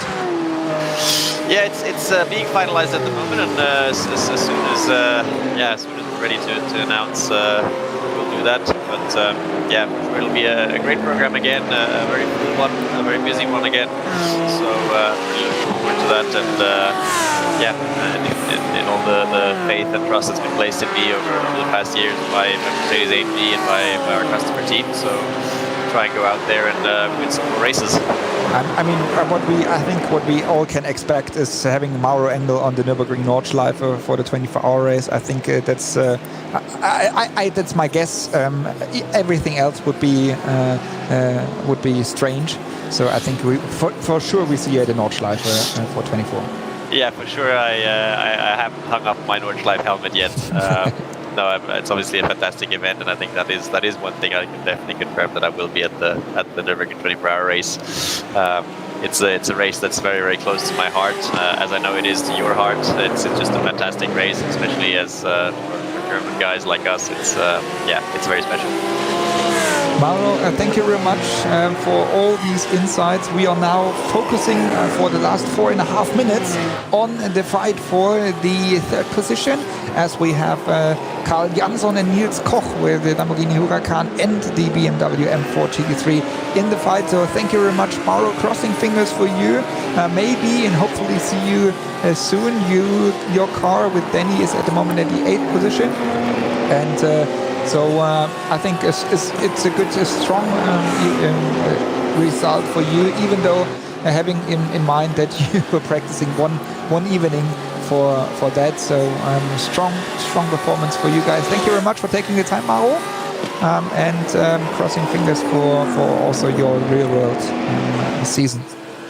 Thanks, Jan. Take care, guys. Maro Engel helped a racing team. Build team, so he's driving the Bilstein car together with Danny Chiusa, and now we are focusing for the last couple minutes here on that fight. That is Carl Jansson in the Core Sim Racing Lamborghini Huracan GT3 Evolution, and behind him it's Nils Koch. It's the BS competition driver in his BMW M4 GT3. It's all up to them now as we are in the it should be the second last lap, as I'm having a look on the timing screen. Laurin Heinrich, the leader, is at Brünchen, Ice Corner, so it should be another lap for these guys. So another lap to try for Nils Koch to try to overtake Jansson, and another lap for Jansson to defend against Koch. So that will be very much interesting, and that is the Digital Nürburgring Endurance Championship presented by Goodyear. How we like it, as we have fights for almost the whole 3 hours, coming down now to the last lap, the decider of the podium of the SP9 class. That is the onboard, and a look back from Carl Jansson, and we see behind him, close at his rear end, Nils Koch. Yes, competition is his team, and the new M4 GT3 prototype, his car. And now every time Jansson sees a car in front of him to lap, he's wishing to make the pass as quick as possible.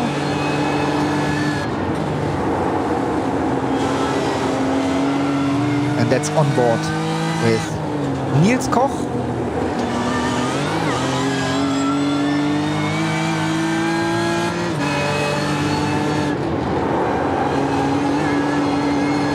So I can tell you, Laurin Heinrich just crossed the start and finish line, means he is in the last lap, and that also means, as I said, these guys here have to fight one more lap, one more try. Now Koch is coming closer to Jansson in the slipstream, getting out. He's moving to the very right hand side, not giving Jansson any draft, any side draft, and he makes the move, but now we saw that already. Kai Kaschube did the same move on Jansson, and Jansson could revenge on the start and finish straight. Now they are in Hohenrhein chicane, using the curbs on the inside here, having a good exit. Now using the slipstream, a good exit for Jansson in the Lamborghini is very important. Now using the slipstream, right behind Koch. Koch is going in the middle of the track. Jansson is showing up a little bit on the inside. There's a cup car coming out of the pit lane. And a long and a wide line for Nils Koch, as he was a little bit confused by the cup car. It's the 228 car. And now making space for them on the outside. It's Jansson. He tries to move on the outside of Nils Koch. And Koch stays in front of him. But that is going to be very, very much interesting for the last 23 kilometers.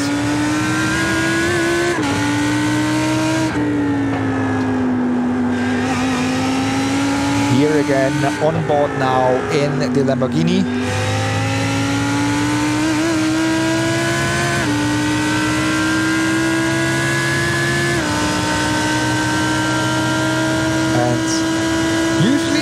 the real world, you would say, okay, now Jansson has to wait until coming back to the Grand Prix circuit. But in sim racing, it's different. In sim racing, he has so many opportunities to make a pass on Niels Koch.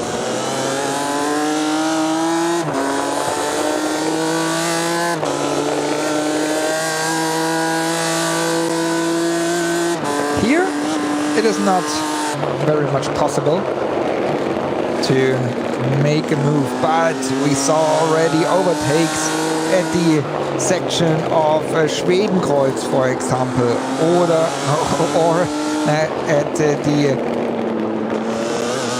the following sections, even down into Fuchsröhre.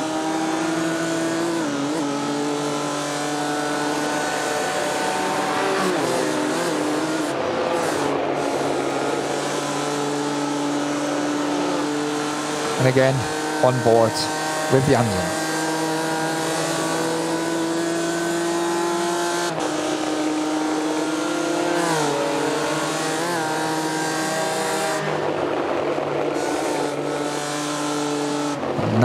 No way here at Schwedenkreuz, also at Arenberg, no chance to overtake. He's a little too far away at the moment, and so Jansson is a little bit too far away to make any pass, any move.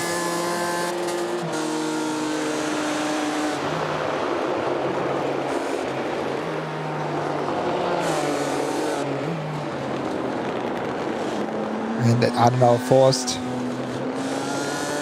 there's not really any point where you can overtake another car. In all the other classes, it's quite settled at the moment. The gaps are quite huge in between, especially the podium cars.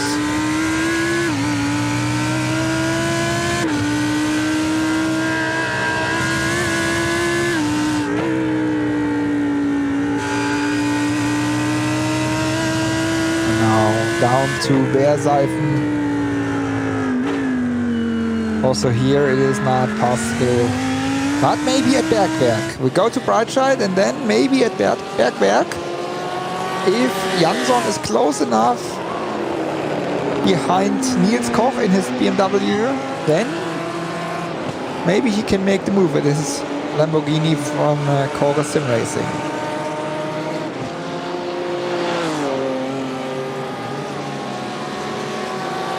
So Niki Lauda corner. And Bergwerk too far away.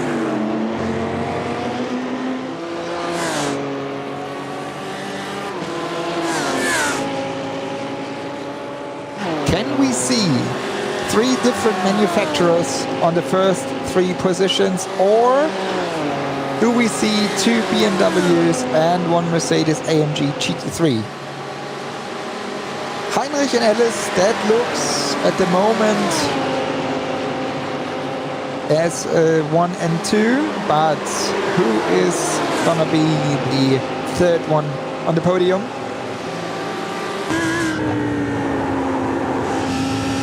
Oh, that was a close one for Jansson. He slipped through, but the M4 GT4 didn't really expect to be left by both of the cars. And here we see through carousel. Maybe Jansson is waiting for the Döttinger Höhe, because then once he can go into slipstream and making the move out of the slipstream, there is not really a chance for Koch to make the pass once again, because the way from out of Hohenrhein chicane to the start and finish straight is too short. So maybe Jansson is just waiting for that, keeping a nice distance. I mean, both of these guys, they are pushing like hell for sure, but not or maybe focusing on the gap to keep it stable, to be close enough for the Döttinger Höhe, while Laurin Heinrich is now for BS competition on Döttinger Höhe. So he's only a few seconds away from another win at the Digital Nürburgring Endurance Championship.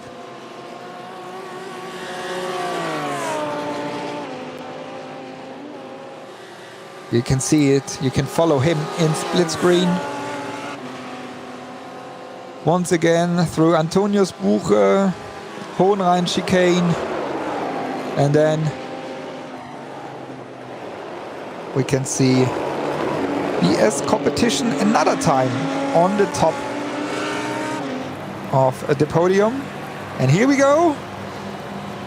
BS competition wins the NIMEX 3-hour race at the Digital Nürburgring Endurance Championship presented by Goodyear, together with his teammate Laurin Heinrich and Reinhard Talva. They are securing their second win of the season. And here we can see the fight in split screen for the third position, while Philip Ellis for Manfilter Team HTP Windward is crossing the line in a few seconds. And now we can see that Core Sim Racing Jansson is on the inside, both side by side through Antonius Buche. Now they go into the lowest part, side by side, both still, and Jansson made the move. Jansson made the move, and Ellis second. Now Jansson made the move. Can Niels Koch make a revenge? No, he can't. So we have three manufacturers on the podium for the NIMEX 3-hour race. What a race, what a move, and what a show they presented us here. So Manfilter, Team HTP Windward, Philip Ellis, Jack Sedgwick, and Alexi Iloma in second, and in third position it's Kalle Jansson and Sindre Setsas for Core Sim Racing, Niels Koch together with Felix Quirnbach for BS competition in fourth position. What a race it is! What a race it was. Having a look into the other classes, we have in SP10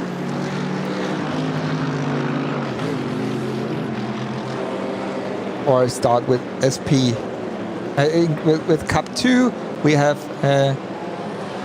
Markus Jirak and Martin Ascher for Ascher Racing winning, and Thomas Asmussen right behind,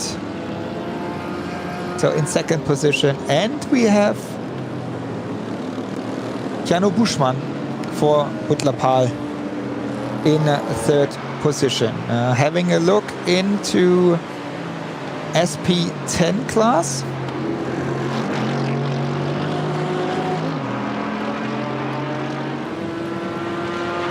we have Marius Golombek winning together with Pascal Stix, while we see M&J Performance by Promotion and Philipp Springop crossing line in 10th position. So Marius Golombek winning with Pascal Stix for Core Sim Racing the SP10. Tom Valentini is in a second position together with Matthias Schoger for Sim RC. And in third position it's Jordan Kelly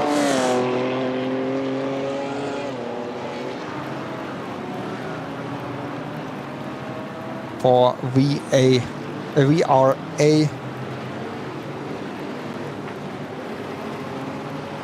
in their BMW. And last but not least, having a look, well, we see here BMW Team Great Britain having a look into the SP3T. Felix Luding is still on the track. Having a look into the sectors, he should be around Carousel. 7 seconds, a little more than 7 seconds ahead of Lars Bohl. And Marcel T crossed the line already. Oh, he's crossing the line now. So everything looks settled. Waiting for Luding and Bohl to cross the line. And then we have all the results at the NIMEX 3-hour race. What a race it was. And once again, we have 3 different manufacturers on the podium with a winning M4 GT3 from BMW, the Mercedes AMG GT3 in second position, and the Lamborghini Huracan GT3 Evolution in third position. Nima's Race Cars Esports coming home in SP9 on 13th position.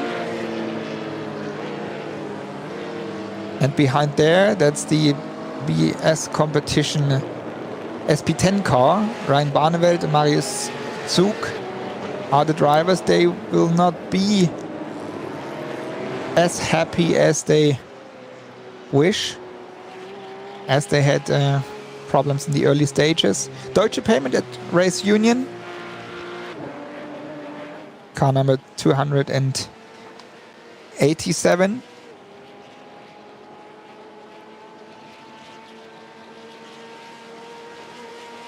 That's Alex Autumn sharing the car. Sharing the car with Mark Hennerizzi in 7th in the Cup 2 class.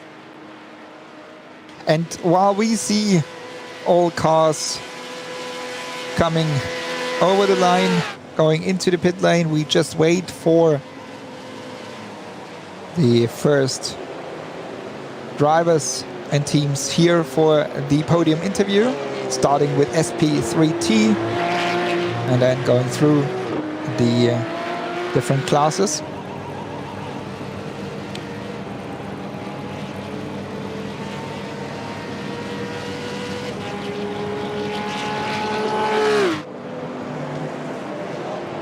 And Luding, just checking the sectors. Luding is in on the Döttinger Höhe. We can see him here. Felix Luding for SimRC SP3T. That's the team he's driving for together with Jürgen Frank. Currently leading the championship there and extending their lead by their victory. Now it's gonna be very difficult for Frozen Speed Full Send Racing. They will finish the race, as you see behind. They will finish the race in second, but it's another gap as they have already 6.5 points gap. It's another extension of the gap between there. So it's going to be very, very much difficult for the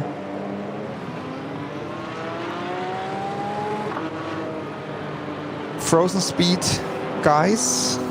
Anything should happen. Anything should happen for SimRC, to be honest. But we will see that.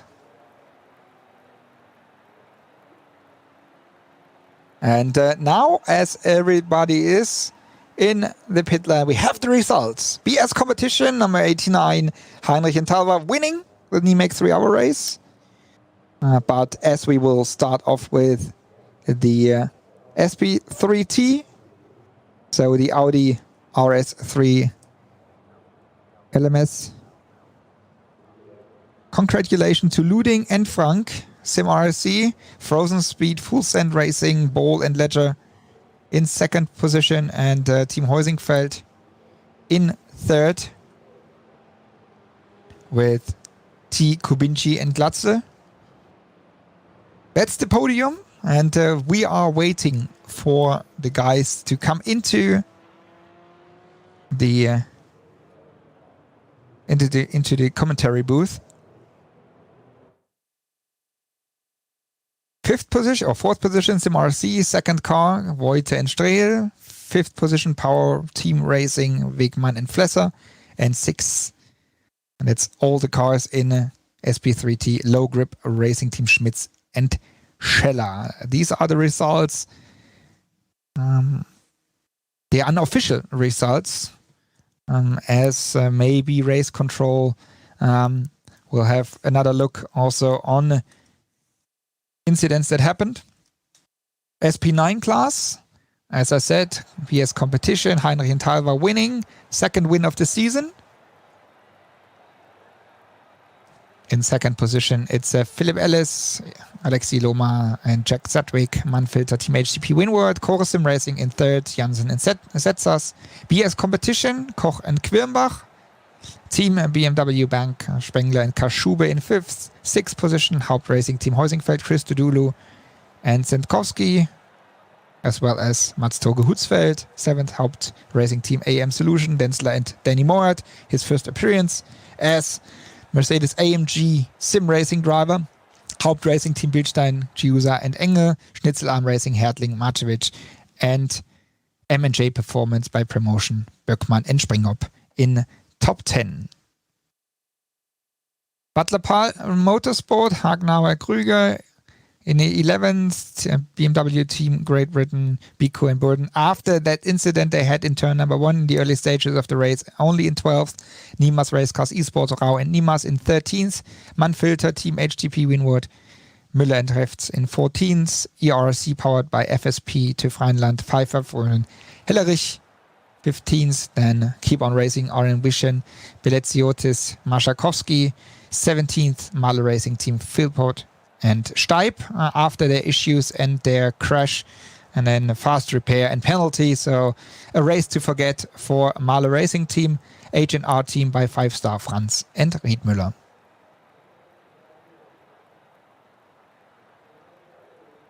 That's the official result, or the unofficial results for the SP9. Now Cup 2, Ascher Racing, Girak and Ascher, H2 Performance SRT, Asmussen and Lippert, Butler Paul Motorsports Buschmann, Norvik, W and SE Motorsports by H2P, Wernstedt and Hartrampf, Eibach Sim Racing Team in 5th position, Noller and Alpert.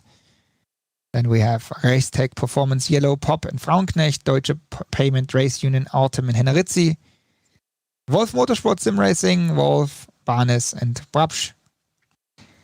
Sim RC Cup 2, Osterkamp Hermann, and in 10th position, it's the Team Nürburgring Esports Kirchhoff Schleife, MRS GT Racing at Deutsche Payment Otterbach alone, as well as Rennwelten on 12th position, Rennwelten Pro Team Ibrahimi, and WS Racing Esports Red Lang and Behme.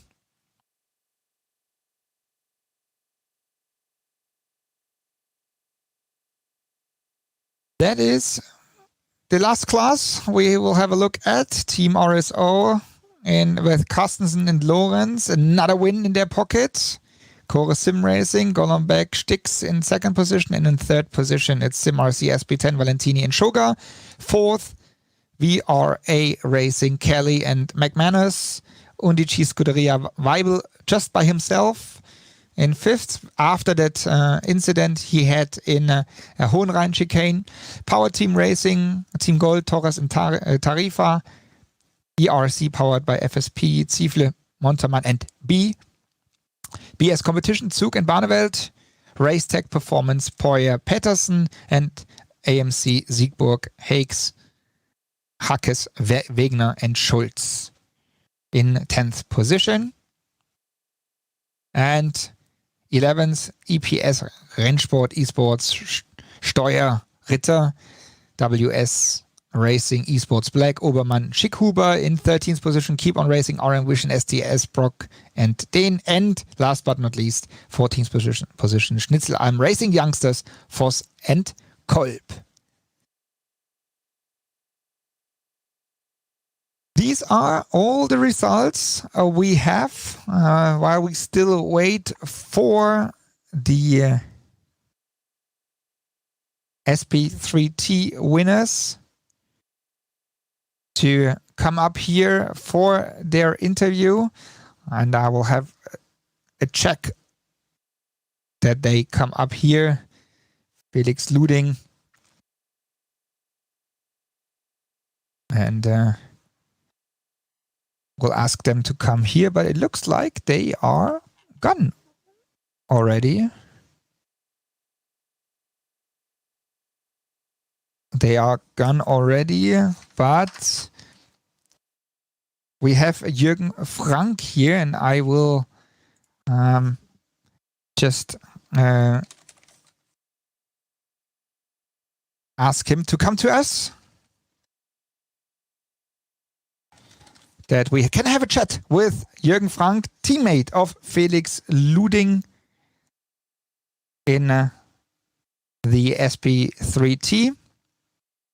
And there we have Jürgen Frank. Congratulations, Jürgen, to your win together with Felix Luding in SP3T. How was the race for you?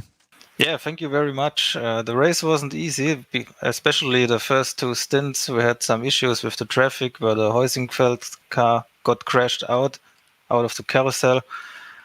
So the race was ended for them, sadly. And then we had a fight against the Frozen Speed car, which we could decide for us with a 6-second gap. Yeah, the gap was quite the same the whole race, like on 4 to 7 seconds, and we drove that win basically just home and had no issues in the last 1.5 hours. When we have a look at the overall standings in SP3T, it looks quite promising. One race to go with the Lego Technic 3-hour race, but we had a gap of 6.5 points before that race.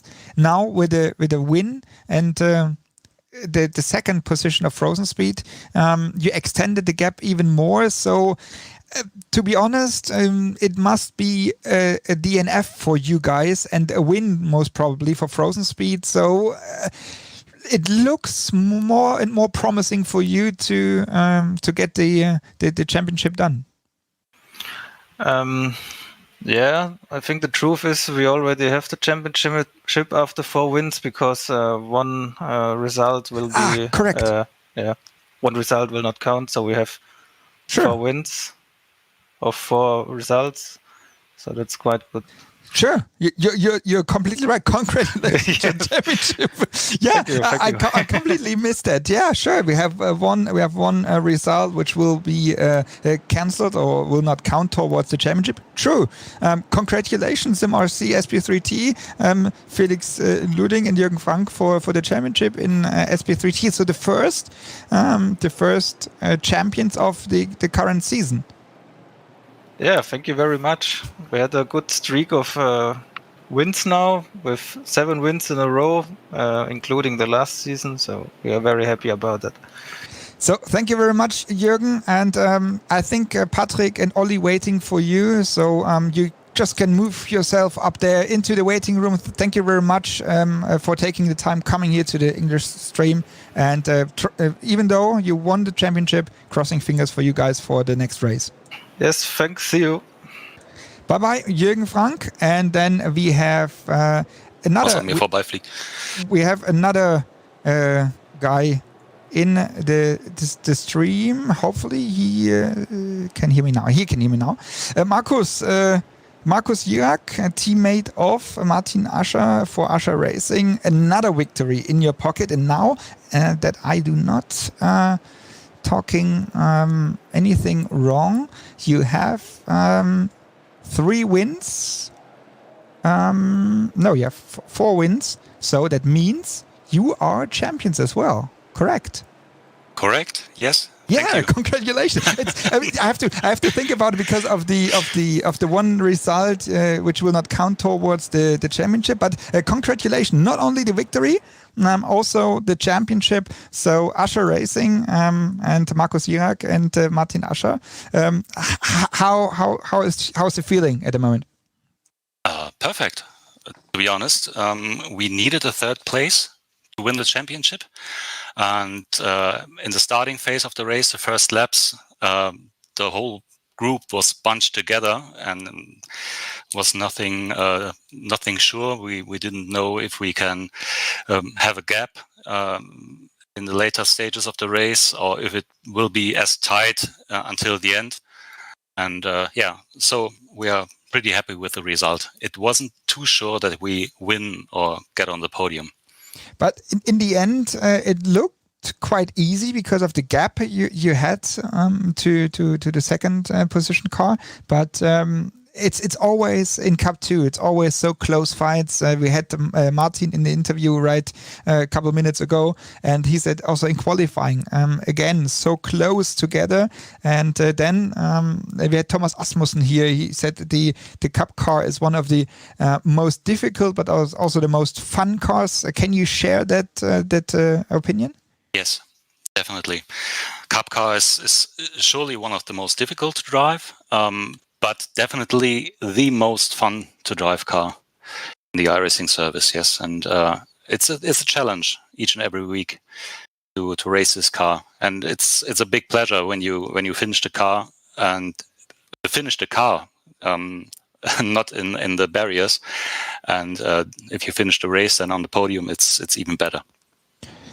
So now it's time to celebrate for you guys. You have one more race to go. You can take it easy as you are champions of the Digital Nürburgring Endurance Championship for this season. So congratulations, Ascher Racing, Markus Jirak and Martin Ascher for not only the win at the NIMEX 3-hour race, but also for the championship. Thank you very much for taking the time coming in here, Markus. And now time to celebrate. And we meet back here, I guess, at the 6th of March. Thank you, Jan. See you. Thank you very much, Markus. Markus Jirak, Ascher Racing as the driver and the team. And now I just had a look on the other classes, but they are slowly just getting away. Maybe because it's a Saturday afternoon, and I'm just checking if Nils Lorenz or Nils Carstensen is still there. While we see Ascher Racing, Markus Jirak with nice slow motion pictures on the screen, and it looks like I asked them, they are still there. And I just asked them to come to the commentary booth.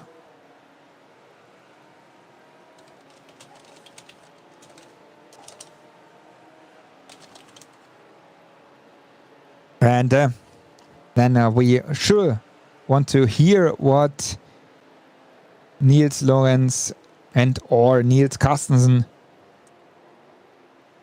telling us about the victory at the NIMEX 3-hour race. And we have him here. Nils Carstensen. Congratulations, Nils, together with Nils Lorenz winning the SP10 class. Another fight with all the cars. We always see that in SP10 class. So congratulations. How did the race went for you guys? Yeah, hi. The race were pretty good. Was pretty good. Yeah, we had a good pace at the beginning, and yeah, we could race for the win the whole race long. So yeah. Yeah, perfect. It is always amazing to watch you guys, and I have to calculate that in my head. But you can tell me if I'm right or wrong. You won the championship. Yes, you're right. Yeah. So we have 3 decisions already with SP10, SP3T, and in the Cup 2.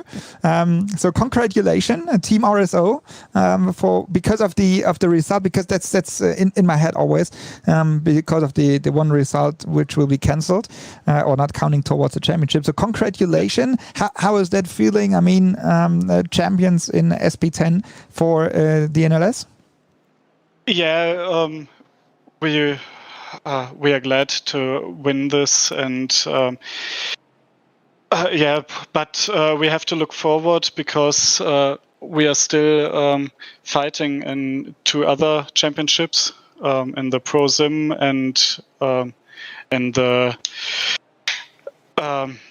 Deutsche Payment championship. So there's still some championships to win, and so we can't rest. Perfect. Thank you very much, Niels Carstensen. Congratulations to the championship, and thanks. Very much fun for celebrating that while we see the highlights here of the NIMEX 3-hour race. And with the highlights, we leave you alone and wishing you a very nice weekend, good fun, and see you at the 6th of March with another action-packed race here at the Digital Nürburgring Endurance Championship presented by Goodyear. So see you at the 6th of March and enjoy the pictures of the race.